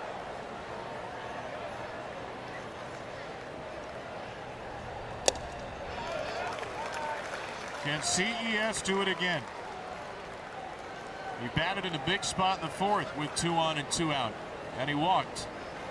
He bats with 2 on and 2 out in the 6th. Orioles left the bases loaded in the 4th, 1st and 3rd here in the 6th.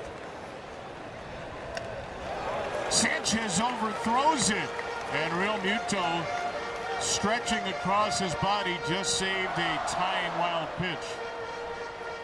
That's your 2-time Gold Glover when you talk about Real Muto. This is a big miss on the changeup right here. 90 pitches into the night. Sanchez is 2-0. Is low. You could see CES right there shaking his head. And he saw that ball down and had the wherewithal just to lay off of it. So now a 3-0 count. Any chance? Oh, I think so. I think if he gets something elevated that he's looking for, you got to hit off the fastball here. You're not going to get many of those. And a 3-0 perfect sinker is strike 1. Typically the Phillies these days like to delay the first phone call to the bullpen as long as possible. Yeah, well, he's at 92 pitches. Can't wait much longer to make that call. Tying runs Ward at third. O'Neill the go-ahead run at first. Where's that big swing, man? The guy who's had a slow heartbeat and a big stick. Only the Orioles' second opportunity tonight with a runner in scoring position. Overthrew it again, badly. for the second time in the game, Encarnacion Strand walks to load the bases. He didn't realize it was ball 4. I don't know what he thought the count was. No. I mean, that drives me crazy. How do you not know the count? He had no clue. I mean, pitchers pitch off the count, hitters hit off the count. I mean, he must. Maybe he was just pulling his Albert Bell. Yeah. No, I'm not taking my base. I just want to hit. Maybe he figured Marvin Hudson wouldn't notice. Either he thought it was 2-2, or he forgot a pitch and he thought it was 2-1, or he was pulling an Albert Bell. You all at home can be the judge. So Caleb Cotham's second mound visit, and for the second time, it's Leody Taveras with the bases loaded and 2 outs. Sanchez has walked a season-high 5. Only the second time he's walked 5 in a game in his career. You have to go to September 20th, 2024 against the Mets.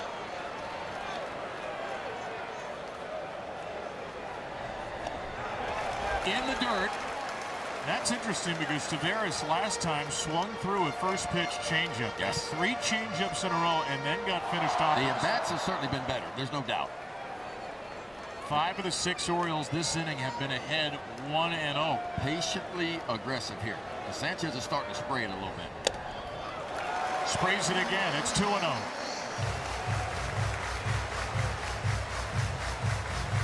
I mean, you almost to the point where bases loaded here at a 2-0 count.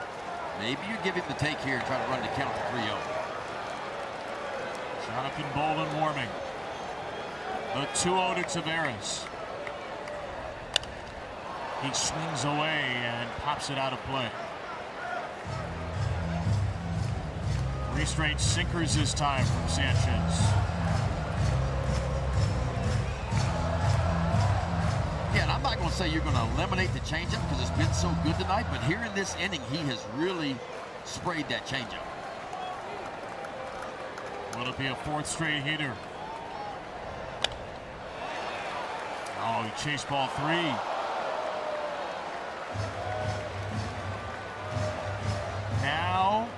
Now it feels like all options are on the table. Yes. Once you get to a 2-2 count, the Sanchez got 2 chances now.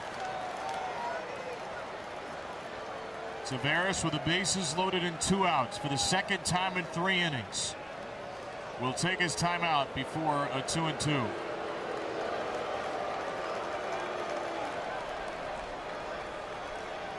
Five walks tonight for the Orioles. Only 2 hits. On the verge of breaking through. Sanchez on the verge of 6 shutout. The 2-2. Inside, nearly hit him. Nearly got away, and we have an ultimate action pitch coming up now. How did JT Realmuto collect this ball right here? That ball should have gotten by him. We should have a tie game, but the 2-time Gold Glover does his thing and picks it to the forehand side. A 3-2 pitch. Everybody running. Here we go. Chopper to short, Trey Turner across the way. They get out of it. The helmet slammed. The bases left loaded. The Phillies. And the 6th inning, the Orioles left the bases loaded. Both times Leody Taveras, who struck out in the 4th, grounded out in the 6th. Up to Shane Baz here to keep the Orioles right where they are right now. He's been efficient so far. Through 6, only 81 pitches for Shane Baz. 16 pitches less than Sanchez, but the Phillies have the run. In the 5th, Bryson Stott walked with 1 out. Went to second on a ground out by Justin Crawford and scored on a base hit from the 9-hitter Brian De La Cruz. Looks like Rico Garcia is starting to get heated up in that Oriole bullpen. A day where the Orioles come in 1.5 back of Minnesota and Cleveland in the AL wild card. The Twins were walked off on in Seattle 4-3. Guardians leading. Oh, actually now tied 2-2 in the 5th with Arizona. Sliding play. Encarnacion Strand. And the Oriole defense has been great again. Oriole defense outstanding last night. Clean on defense. Clean so far tonight. CES with a nice play over at third base. Watch him go to his glove side. Ranges about 4 steps to his glove side. Quickly spins around, points that shoulder, and a perfect throw to the polar bear. It's been a pretty good third, Encarnacion Strand. Yeah, we were talking about him. I said, I want to see more of him on defense at third base, but in sample size, he's been solid. Well, he came up at third baseman. He ended up playing mostly first with Cincinnati. Was thought maybe to be the guy to follow Joey Votto as the first baseman of the future. Again, he was their opening day first base starter just 2 years ago. But Greg Alvarez said, hey, we got great reports on him at third in Norfolk, and he's played very well. 1-1 for Stott, who is the game's only run scored.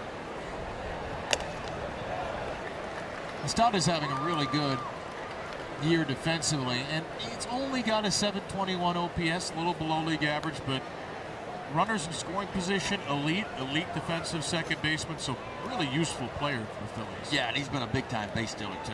18 for 18 in stolen bases this year. That leads Major League Baseball without being caught. As a matter of fact, you go back to last year, his last 19 attempts, he is 19 for 19 in stolen bases.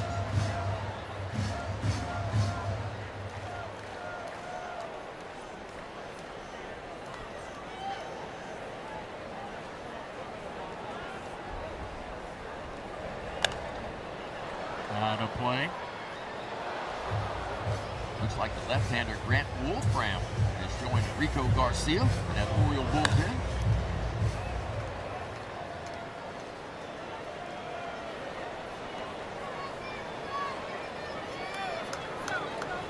And Colt Cowser is getting ready for a possible pinch hit.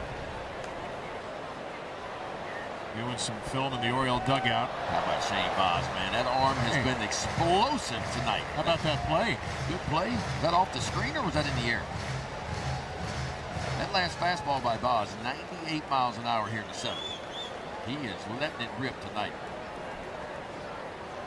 This one, that is nice. He just went up and stole it from the wall. I don't know. I don't know if it was off the screen or not. That was a wasn't. Shall we say clear and convincing evidence to overturn? I need to see another replay. It's a tremendous play either way. I'm gonna give her the out. That was perfect. You know what? Call on the field stance. Out. Out. Unfortunately, this isn't a Savannah Bananas game where if the ball girl makes a catch, you're actually out.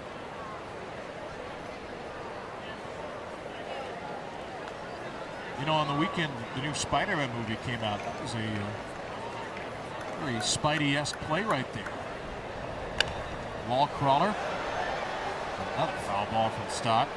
It's given a lot of people opportunities to catch foul balls. Pitch counts at 92 now for Shane. Crawford, a lefty on deck. Then De La Cruz and Turner, two righties.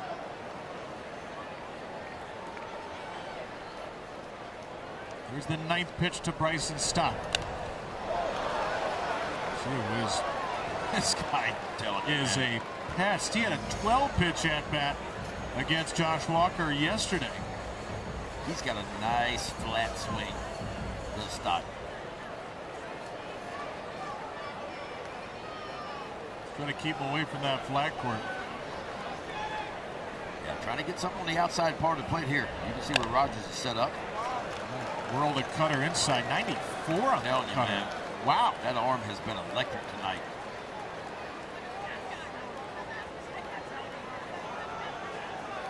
It's so fun to watch him carry velocity, too. He's kind of old school in that way. He'll cruise into a game and then ramp it up late. 95th pitch coming. 11th to Stott. Oh, my gosh.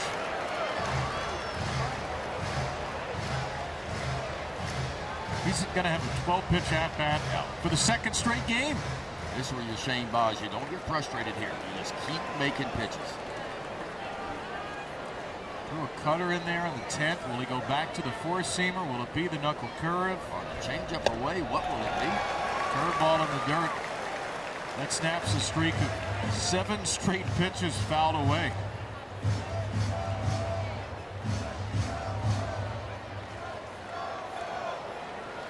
This is one of his longest innings of the night in one batter.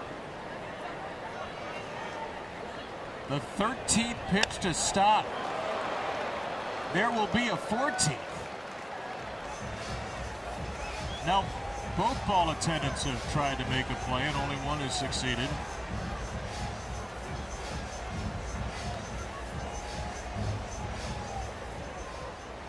Stott has been stout. Yesterday, he grounded out on the 12th pitch against Josh Walker. What will he do on the 14th from Shane Baz? Fly ball high and deep to right. It's down the line. It is foul. Foul. And I mean, not by much either. 9 two-strike foul balls. Heart in your throat moment there. I tell you, that ball stayed fair a long time. Then finally it drifts just foul. Oh, man.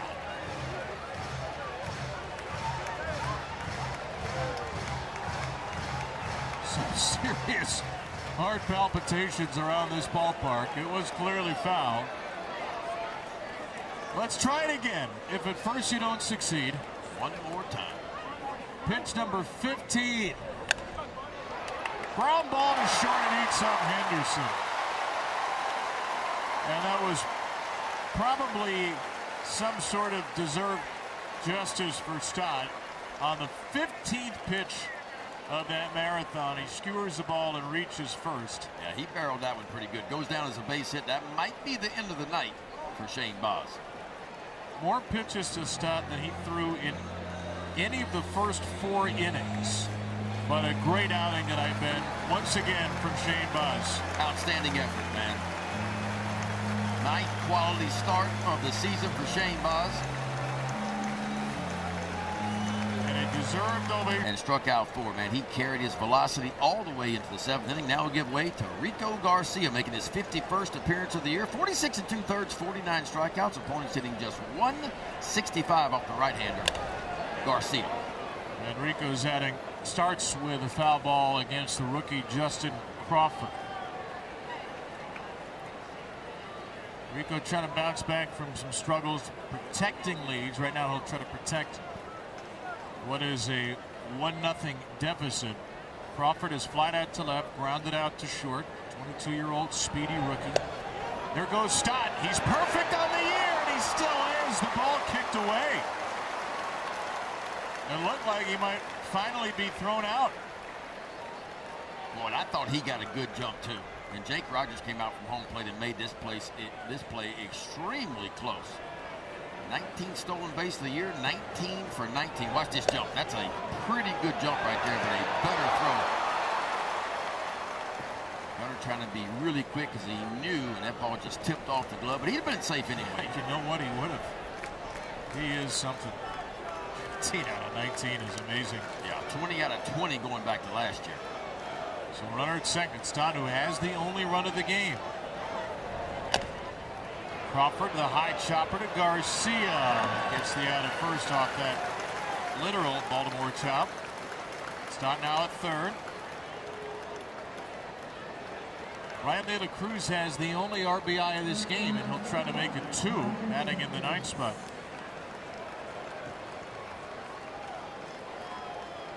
The Shane Baz is on the hook as the losing pitcher. I mean, he's got to be absolutely sick of this. Just pure dumb luck. He just keeps pitching on the wrong days. Yeah, and I'll tell you, it will wear on you as a starting pitcher, too. De La Cruz to short, gobbled up by Gunnar. That's a line drive out. That ends the inning. Still a 1-run game.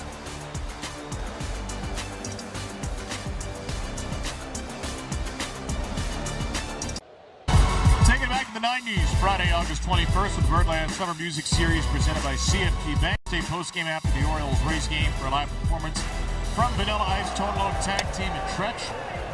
Enjoy the show from your seat or upgrade to a field pass to get closer to the stage. Go to Orioles.com/tickets. Well, the Orioles came back against the Philly bullpen in the 7th yesterday. Can they do it again? Jonathan Bolin is in. Jackson Holliday is out of play and down 0-2. Bolin is a tough customer to do it against, too, making his 41st appearance, solid ERA. He's worked 37 2/3, 45 strikeouts. Opponents hitting just 212 off the big right hand. He's a hard thrower, too. Fastball is going to average 97. Slider, changeup, sweeper, and a curveball, too. So a 6-pitch mix out of the bullpen.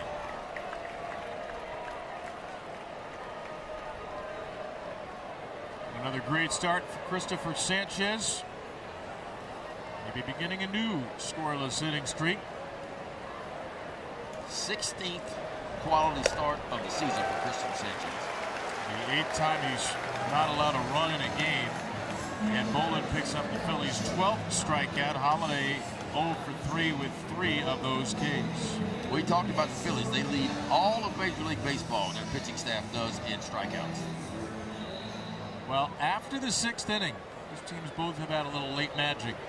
Phillies tied for the most comeback wins after the 6th in the majors. Orioles one behind them. The Orioles have come back from a 7th inning deficit, back-to-back games. Wednesday they did so against the team that DFA'd Jake Rogers that game, the Tigers. Yesterday, once the Phillies went to the bullpen in the 7th, the Orioles pounced. And also worth noting, the Phillies are 42-4 when leading after 6, but 3 of those 4 losses have come this week.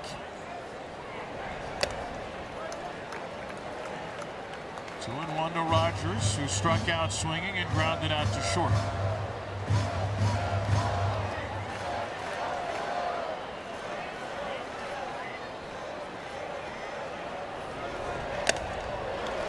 Swing and a miss, 98.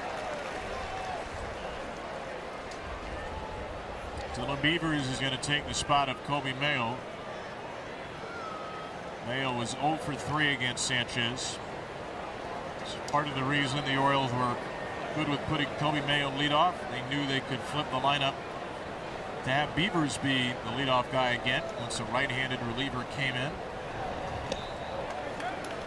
3-2 for Rogers.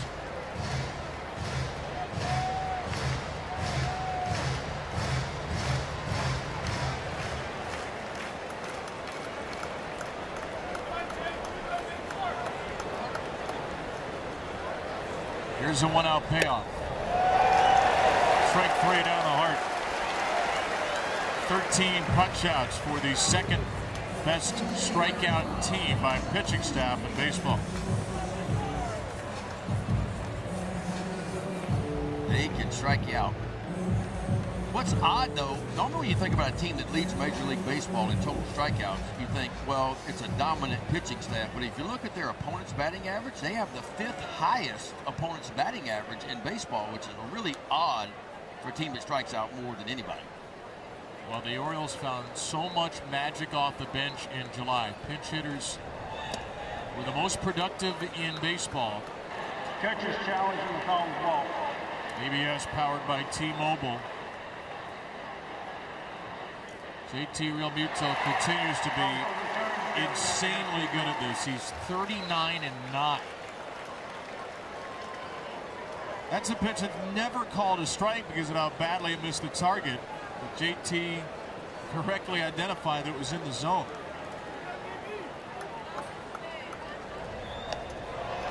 Swing and a miss by Beavers. It's 0-2.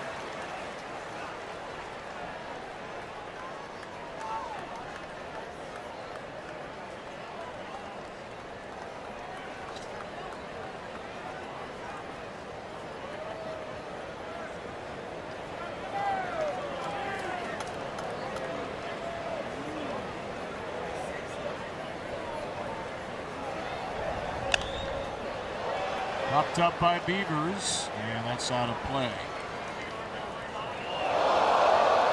That got somebody's adult beverage, I believe. Oh, it was that kind of reaction. Let's see. Grant Wolfram still getting heated up in that Oriole bullpen. The 9-year-old Bolin acquired from Matt Strom. Heck of a deal by the Phillies. Strom has really struggled with Kansas City. And Bolin a 1 55 ERA in his last 31 games. 29 innings, 5 earned runs. He's got some wicked stuff, too. 6 different pitches. Well, he'll throw that fastball in there at 98. He'll slow you down with that really good changeup. Beavers up the middle, and he'll speed him up off that changeup on an 0-2 count. Back through the box to put the tying run on. Man, how did that miss Bolin right there, too? He got this changeup on an 0-2 count, a little bit more elevated than he wanted to. 101 off the bat. Well, Dylan Beaver just goes out there and just covers this ball right on the outside part of the plate, and somehow it missed Bolin. Beavers went Bolin for the belt. Orioles' third hit tonight. Their sharpest. Here's Ward. Ball 1 wide. Orioles only had 6 hits last night. Did push across 6 runs. They were good with runners in scoring position. 3 for 8 last night.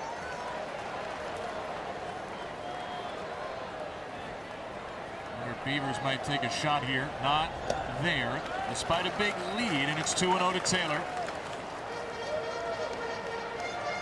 He's a name who's coming up a lot this weekend, Taylor, where the deadline's Monday. Ward is a player on an expiring contract. A lot of teams would like him. The Orioles are one of those teams. Will he be here come Monday night? Here goes Beavers. It's a strike, and it's a steal. Dropped by Stott. Would have been a close play at second. But the Orioles push the tying run to scoring position as Beavers steals his 5th and 9 tries. Beaver got out quickly on this one. Well, he timed it perfectly. Didn't he? Shuffle, and off and moving all in one motion. That would have been close to, but the ball kicks away. So a base hit from Ward likely ties it. 2-1 from Bolin. 1-0 Phillies. Yeah, it's a strike.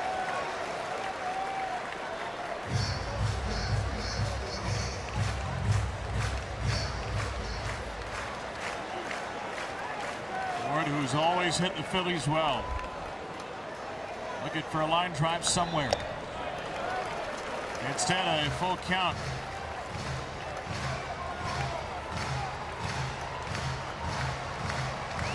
Three walks, 4 outs for Ward in the series. Will it be another walk? Or can he tie this game? Hit the knob of the bat, and an accidental foul ball keeps the at-bat alive. Just a backup slider there from Bolin, who's gone all breaking balls after the first pitch. Just ball just backed up. Maybe a little further up on the bat. Yep. Right off the handle. He struck him out, maybe. Gosh, this is going to be close. It definitely caught the plate. The question is, does it have the height or not? Yes, it does. Orioles lose their second challenge and strand a runner at second.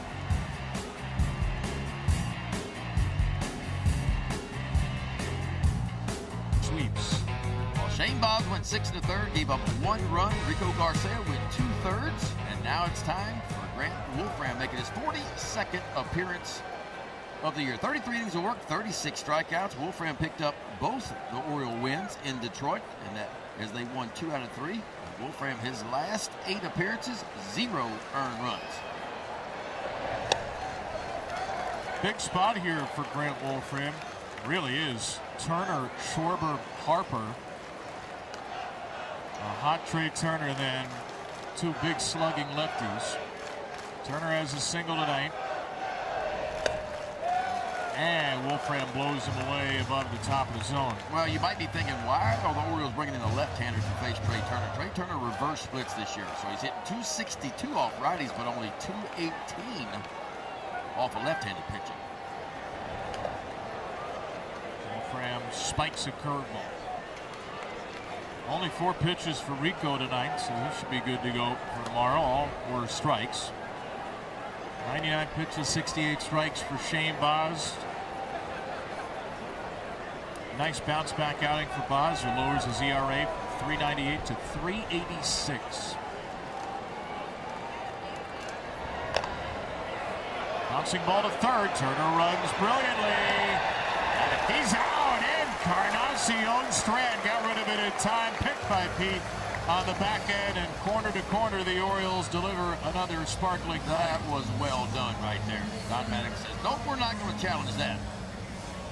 A couple of really good plays by CES right here. Has to go quick here because he knows who's running. And watch the polar bear over at first base doing his thing. Picks it right off the dirt for the first out of the inning here in the 8th. Well done by both corners. Orioles have retired 7 of 8 leadoff Phillies. Kyle Schwarber now. Whoa. That's some serious heat and a seriously heavy hack. And that's a good place to pitch Kyle Schwarber to. Up and in. And it sets up what could be the next pitch. Slider away.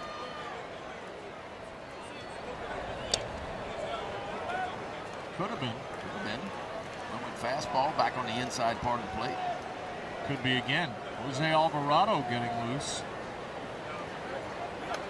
Big lefty with a .585 earned run average. He has been used a lot this year out of that Phillies bullpen. A little bit low from Wolfram. It's 2-1. Schwarber a line out to center, 2 strikeouts. Shane Bauer's really pitched him well. But Schwarber crushes lefties. His OPS is actually over 100 points higher against lefties. So forget about platoon splits with him. He hits them all. And Wolfram being very careful.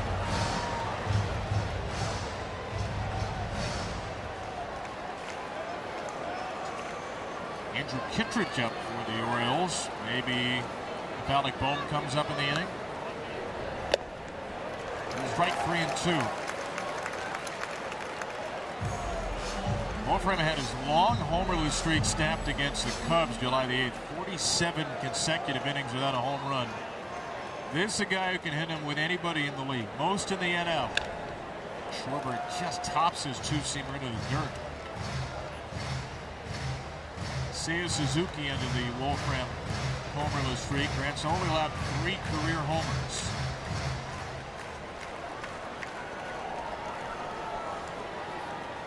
Power on power here for the second-year big leaguer. Against the MVP runner-up a year ago.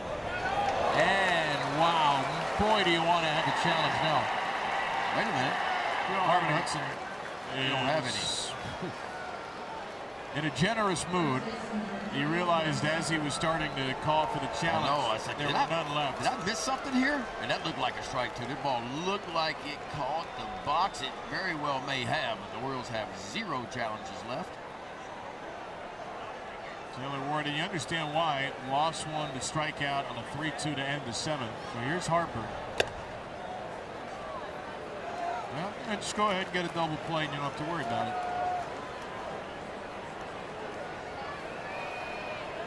Phillies don't hit many double plays. The 8th fewest in baseball. But you'd love to roll the ground ball here with that sinking fastball.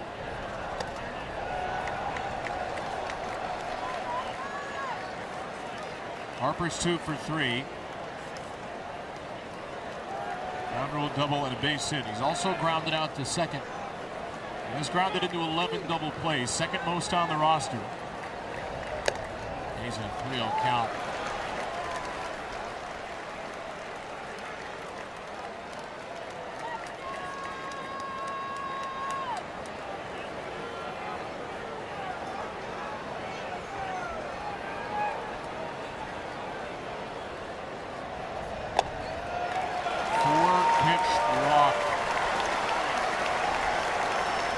Going to end Grant Wolfram's night. Looked like he had strike 3 on Schwarber, then he didn't have any strikes on Harper. So big time spot for Andrew Kittredge after Wolfram walks 2 of the 3 he faces. Can the Orioles keep it? 1-0.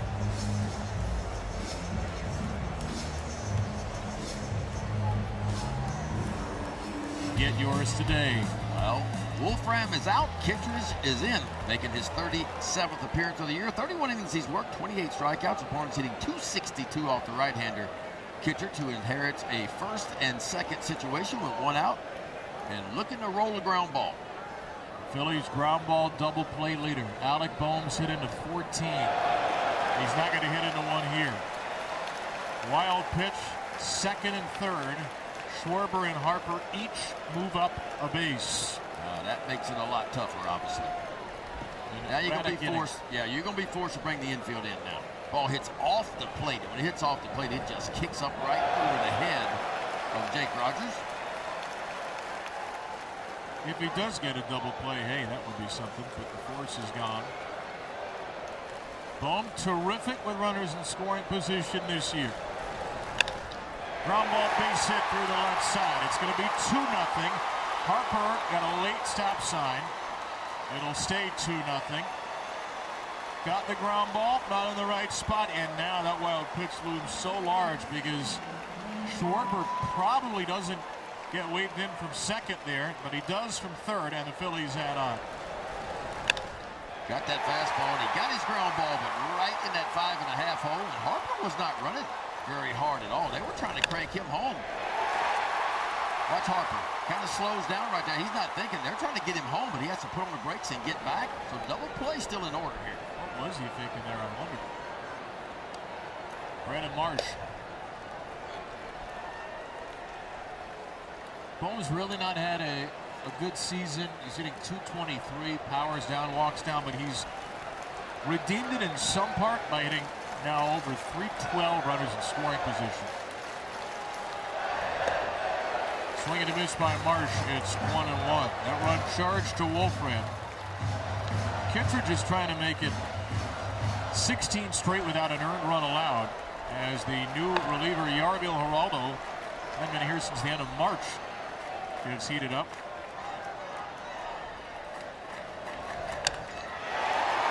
Line drive to right field, base hit for Marsh. Now Harper will come home, and it's 3-0 as the Phillies put up 2 huge runs in the 8th. Trying to buoy their sinking bullpen, and 4 straight Phils have reached to help do so. Phillies have scored 3 runs tonight, and all 3 of those runs scored were put on base by walks.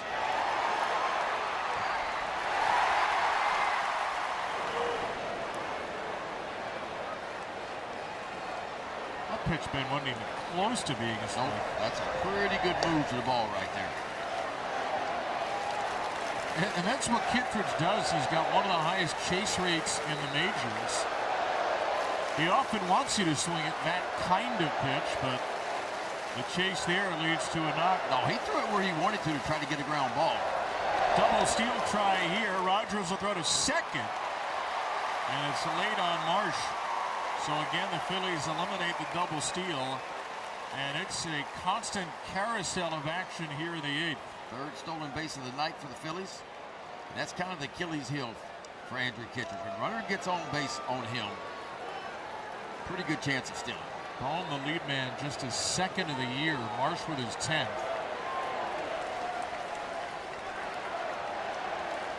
And the infield is in again. And a ground ball foul by Real Muto, 1-2.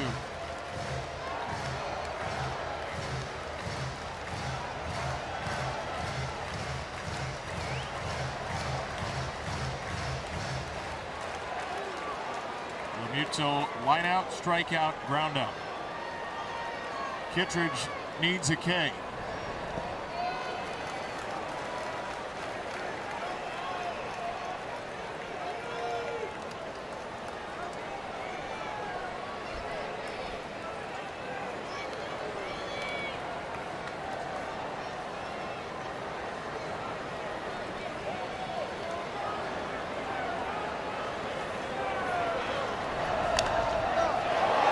Wanted to third, just foul.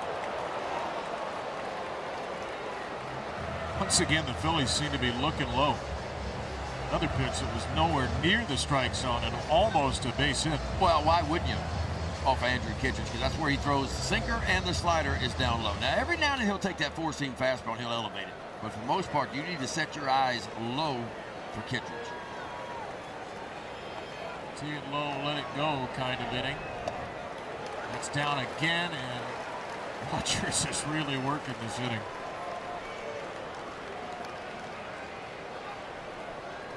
We haven't seen Kittredge miss like this in a while.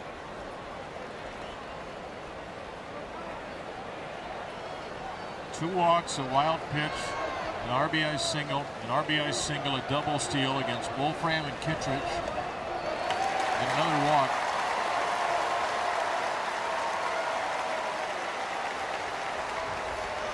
Greg Albarnez choosing to leave him in for one more batter, Bryson Stott. Probably the end of the night if Kittredge doesn't get Stott. And Stott's the best hitter the Phillies have. With runners in score position, he's hitting .338.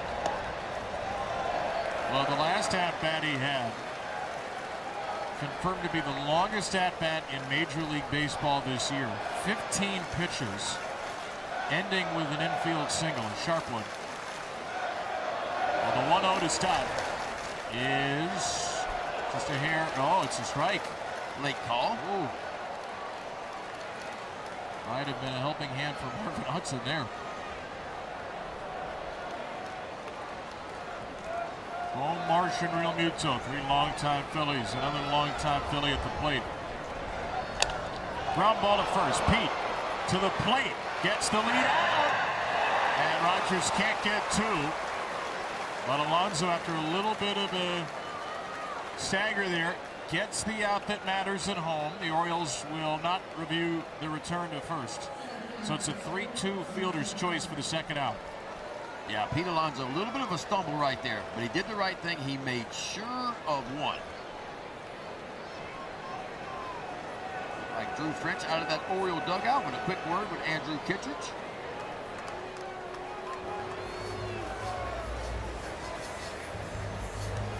Justin Crawford's going to be the batter. Wolfram's line complete, a third of an inning, 2 earned, 2 walks. And Kittredge will also get a moment to catch his breath here. Remember, this Philly bullpen lost 10 games in July where they had the lead. They went 9-15 in July. They've blown a ton of late-game leads. It's 3-0. You can hardly get it a lot more than that, though. You got the heart of the order coming up. You take your chances with a struggling Alvarado if it's 3, but if it gets to 4 or 5 or 6, maybe that changes the Phillies' bullpen plans, changes the leverage relievers you see tonight.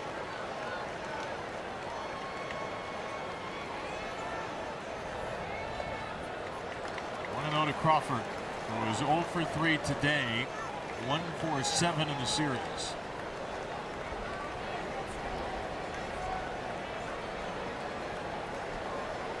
You got 8 balls and 8 strikes. Kittredge had that rough month of May, man. The ERA was over 10, but in June, 289 did not allow an earned run in July at all. He certainly had turned the corner going into this outing.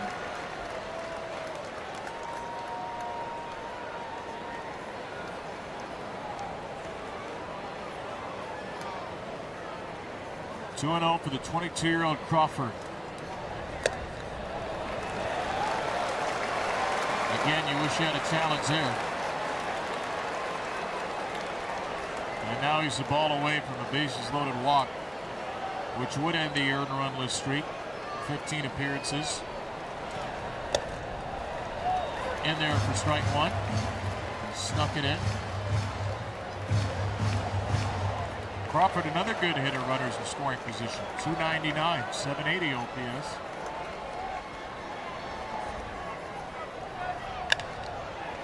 Ground ball right side, base hit. Scoring Marsh, and Real Muto behind him will score as well. 2-run single Crawford. Phillies have broken it open now. 4-run 8th inning, and it's 5-0 Philadelphia. So the first time in 15 games, Kittredge allows 2 earned runs, and he will depart. And a great game plan for the Philadelphia hitters. They were all over Kittredge today. Yeah, and we talked about them hitting with runners in scoring position. They were 12th best in baseball, but with 2 out in runners in scoring position, the 4th best mark in baseball. They have busted this one open up 5-0 in the top of the 8th. Time for Yaramil Geraldo. Only making his 4th appearance of the year. Just worked 1 2/3 for the Orioles. See the opponent's batting average elevated in a sample size. Yarmil Geraldo, slider leads the way, split finger fastball, and a four-seamer, so a three-pitch mix.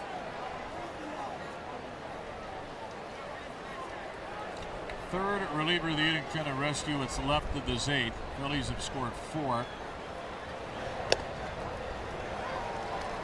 Hey, you're going to have nights like this. There haven't been many for the Orioles bullpen. Great month of July. 2.63 ERA since June 16th, third best in the majors. About 4 runs in the eighth so far. Brian De La Cruz batting. And the Phillies, the last 3 games, had been just 1 for 28 against opposing relievers. In this inning, 3 walks, 3 hits, and 4 runs.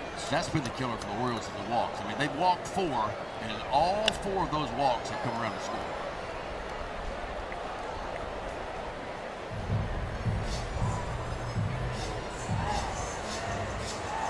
People look at different things on a scorebook. I know for you as a former pitcher, you look at the walks and what happens with the walks. Same with Jim. And so often they come back to bite you, and they did tonight. They did not for Christopher Sanchez. Now, he walked 5, got away with it. But he also struck out 11.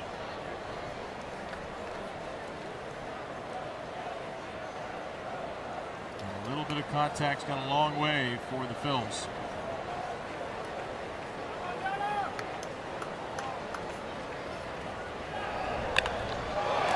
Line to left, De La Cruz head is just foul.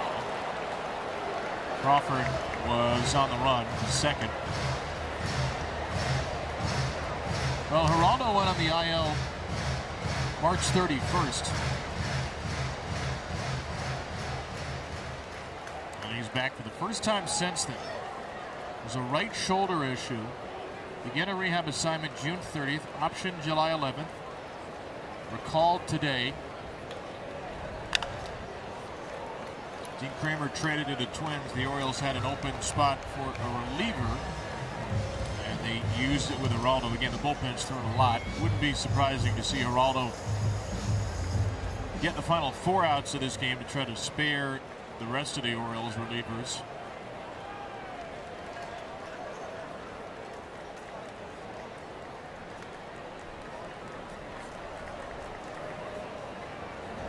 Crawford on the run again. That's strike 3. And that will end the inning, right? Everybody, that's 3 outs. I think that's Trey Turner ground out. Bryson Stott fielder's choice. The inning is over. The umpires don't even know it's 3 outs. Like, what is going on here? Hey, we only get 3 this half inning, boys. Let's swap places. Come on in. And Craig Alvarez says, come on to the dugout, boys. Let's score some runs. 3 outs, or they all forgot it. There were 2 outs previously. That was honestly bizarre. I've never seen an entire team have a brain freeze. It's almost like the umpires didn't know either at first. Well, the Phillies will turn to their second reliever of the night in the way of Jose Alvarado, making his club-leading 47th appearance. ERA elevated for him, nearly 6. See the opponent's batting average up to 282 off the left-hander, Alvarado. They need a big rally, the Orioles, and they'll start it with some big hitters. Gunnar Henderson, Pete Alonso, Tyler O'Neill to follow. Alvarado in 3 days rest, peppers in 97. Jonathan Bolden, an inning a hit, struck out 3, 22 pitches, 15 strikes. Right now, the Phillies would not need to use their closer, John Duran. You don't want to see Duran, but now when you're down 5 going into the 8th, you do want to see Duran and make him work, or another Phillies leverage reliever. Alvarado's got that big sinking fastball. Big arm. Fastball is a shade over 98 it will average. Cutter curveball to go with it. Occasional 4-seam fastball. Been used a lot this year. Matter of fact, at one point he threw 4 consecutive games. Good at-bats for Gunnar tonight. Single walk, strikeout, full count strikeout. Good battles with Sanchez. And this ball zipped over at first. This is another good swing, but Harper is there. I'll celebrate the Polar Bears Saturday, August 22nd, when the Orioles host the Rays. 15,000 fans get an exclusive Pete Alonso bobblehead presented by T. Rowe Price. Go to Orioles.com/tickets. Pete, happy to see literally anybody else as he struck out 3 times against Christopher Sanchez. Derek Hill has taken over in right. And Alvarado's going to call out Real Mito. All right, we have a reported trade. The Atlanta Braves, according to ESPN's Jeff Passan, are acquiring 2 players from the Royals. Bobby Witt, I'm just kidding. The Braves are getting outfielder Lane Thomas and left-handed pitcher Bailey Falter from Kansas City. The big words today, the players that have been scratched. You had 2 Dodgers prospects reportedly scratched from a Double-A game. Jose Soriano of the Angels was scratched. The Angels said, with the trade deadline on Monday and the uncertainty of the next 48 hours, we decided to take a prudent approach and see where these next few days lead us. That's the word from John Mozeliak, who is the interim GM, baseball operations consultant. It's a better way of saying we're thinking about trading a few of our guys, and we want to make sure they don't get hurt in case that happens. Which you can understand. Casey Mize scratched from the Tigers.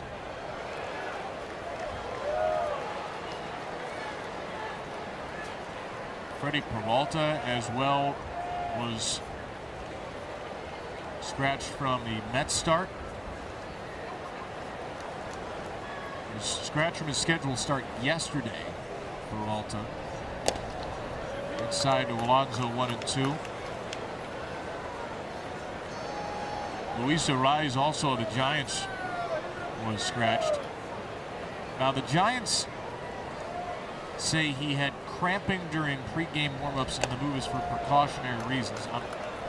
I would guess it's not 100% because he's cramping during pregame warmups, but that's what they say.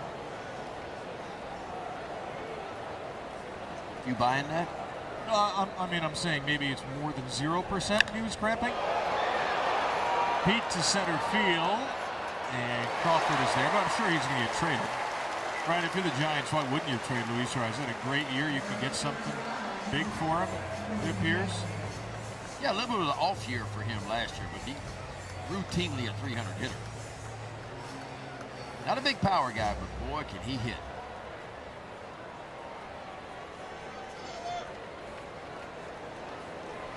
And we're not sure where the Orioles are going to go with the deadline on Monday. Mike Elias spoke to the media yesterday. Here's the quote. We're not going to have a strong bias toward either one of those buckets, buyer or seller. Because Mike said we have a shot and we care about making the playoffs in 2026, but we put ourselves behind the 8 ball. We are looking on trades on a case-by-case basis. We're assessing moves as the market dictates it. It makes for a complicated trade deadline and an unpredictable one.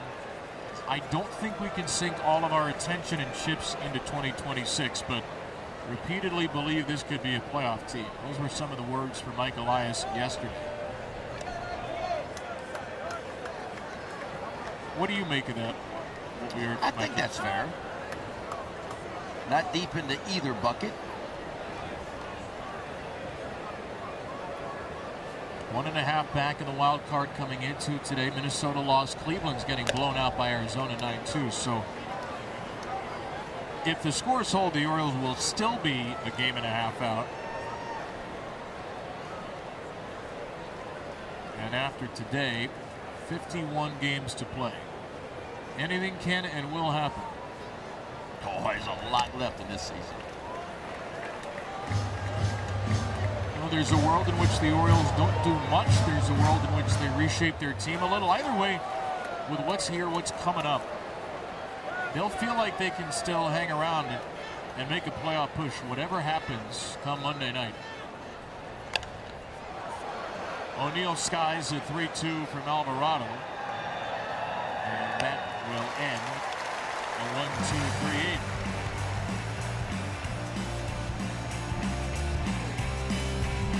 Won't get any easier for the Orioles tomorrow with Wheeler on the mound, but you got Kyle Bradish, and that gives you a big chance. Matter of fact, if this score holds up, the Phillies will be 30-10 when Sanchez and Wheeler start, 28-43 when anybody else starts a game for them. If you throw in Luzardo, it's even crazier too. I mean, 30-10 when those two guys start. So, if the score holds and you add Jesus Luzardo, they'd be 44-18. That's why the Phillies could be very scary in the playoffs. If you start running out there Sanchez and Wheeler and Luzardo.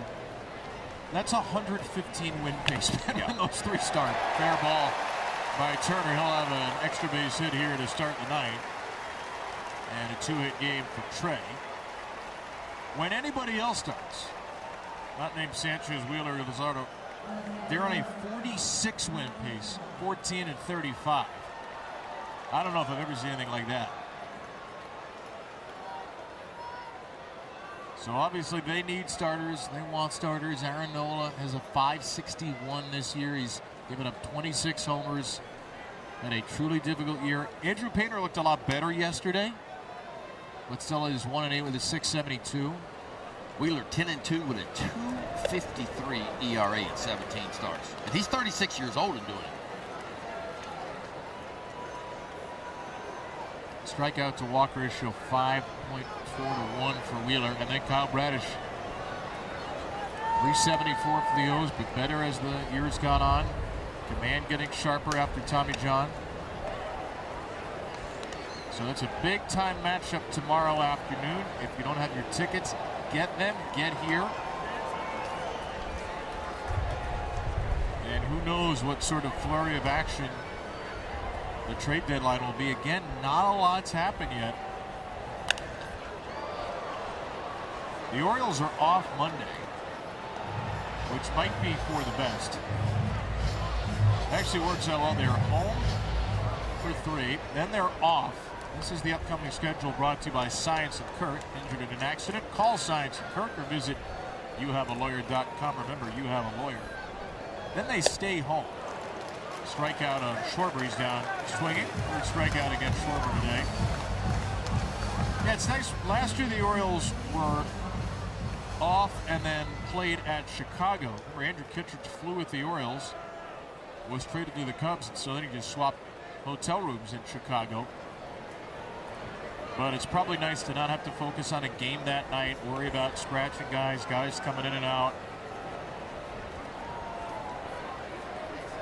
We'll see what the team looks like Tuesday, but one more game before then tomorrow afternoon. It's wide to Bryce Harper.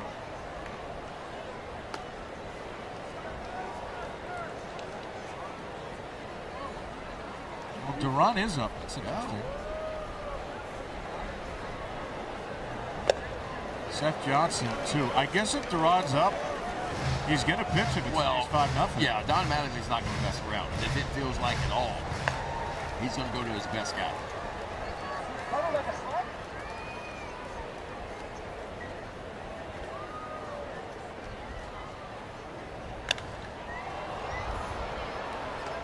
All right, we got an interesting trade that just came through.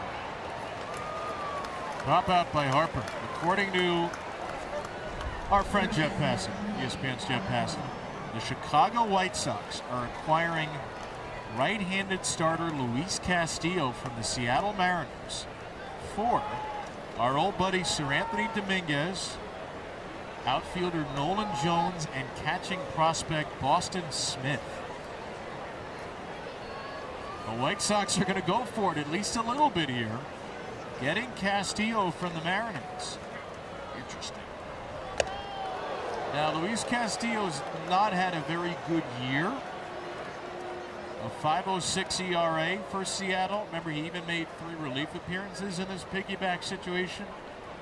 But you can bet on the track record of a guy with a .365 ERA, and that's what the White Sox are doing. What an interesting move that is.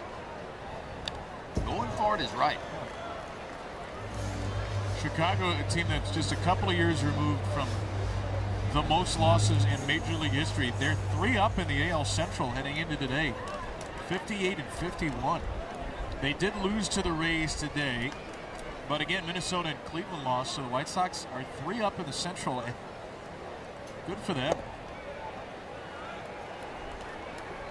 Now, this is an interesting knock-on effect here because there were reports that the Mariners were interested in maybe entertaining offers for George Kirby or Emerson Hancock. But does that take that off the board now? I feel like Seattle's got a wealth of pitching too.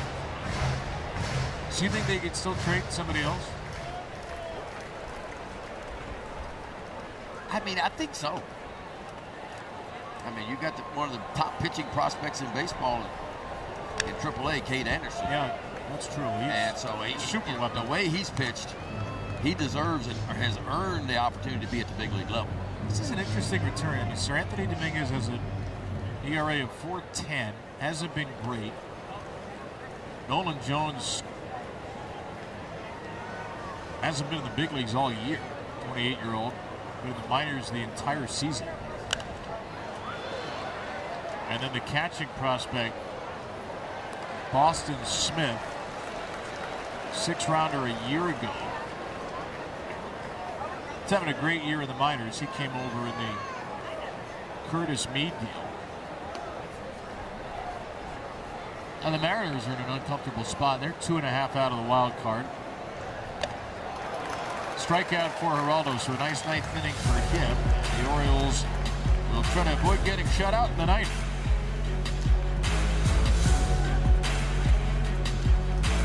Storm Davis and Jim Russo and a lot of great Orioles. And that shot right there, you saw the picture. Chris and Adam Jones, who are in the Hall of Fame, alongside former teammates and manager Buck Showalter, and a bunch of folks in that picture who are going to be in the Orioles Hall of Fame in the next few years. O's try to get some runs on the board. They will face the Phillies closer, Joan Duran, in a 5-0 game. Duran making his 39th appearance of the year. 24 saves out of 26 opportunities. This is not one of them. 35 and a third. He struck out 53. He can do that. Only 6 walks too. So he is a strike thrower, and opponent's hitting .226 off the right-handed closer for the Phillies. Christian Encarnacion Strand knocks his first pitch out of play. Your casual 98-mile-an-hour splitter. Yeah. I would guess there are 2 reasons Duran's in the game, Ben. 1, he's on 4 days rest. Just getting him some work. And 2, I don't know that Don Mattingly trusts his bullpen very much right now. So 4-seam fastball averaging 100. There you have it. He was an all-star this year. Well, what a start for Christopher Sanchez. 6 innings, 2 hits, 5 walks, 11 strikeouts, 99 pitches, only 53 strikes, but got out of 2 bases loaded jams in the 4th and 6th. Yep. 16th quality start of the season for Sanchez in 23 tries. And Encarnacion Strand, 2 walks, 2 outs. The last pitcher to go 6 innings or more, strike out 11 or more, walk 5 or more, and not allow a run. Dylan Cease did it against the Dodgers last June. Somehow I believe that. I was gonna. He can spray it around, but he can strike out too. I figured Dylan would have probably been top of mind.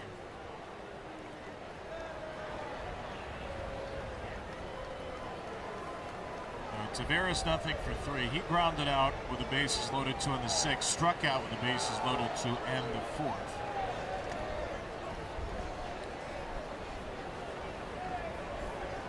Orioles 0 for 3 runners in scoring position. Did have a couple of walks. And the Phillies had a ton of opportunities too. 14 opportunities tonight for the Phillies. They were 4 for 14.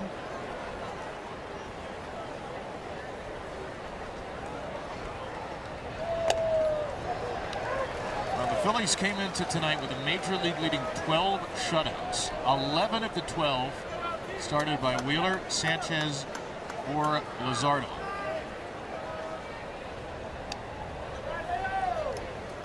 Two and 1 for Leody Taveras. Only hits tonight: Henderson, 1st inning single. O'Neill, 6th inning infield single. Beavers, 7th inning single. Orioles only, 9 hits in the first 2 games of the series. And look out in that Phillies dugout, too. Good thing that net is there. That ball came back so fast, nobody had even time to move. I mean, watch how quickly this ball gets over there. Just a rocket in there. How many years did we play baseball without the net being in front? Many. How did we do it? I don't know how you. I would have just spent the whole day in the dugout just cowered in fear in the corner. Well, especially the way guys are hitting the ball these days. I mean, you got to have your head on a swivel down there. And sometimes you still don't have time to move.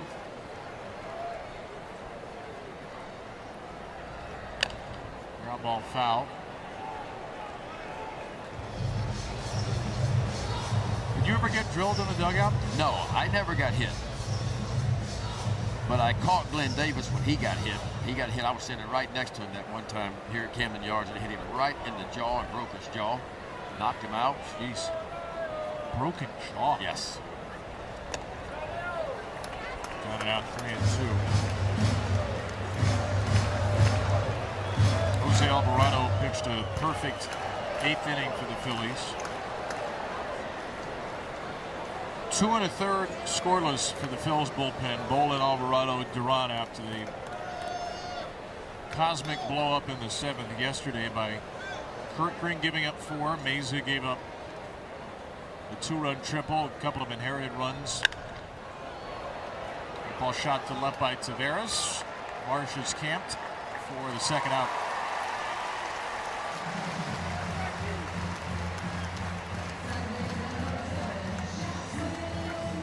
So 1 out to go for the O's, who have only been shut out once this year. The only team in the majors to have, actually, I beg your pardon, they got shut out a couple of days ago, so they've now tied for the fewest in the majors only twice on the year.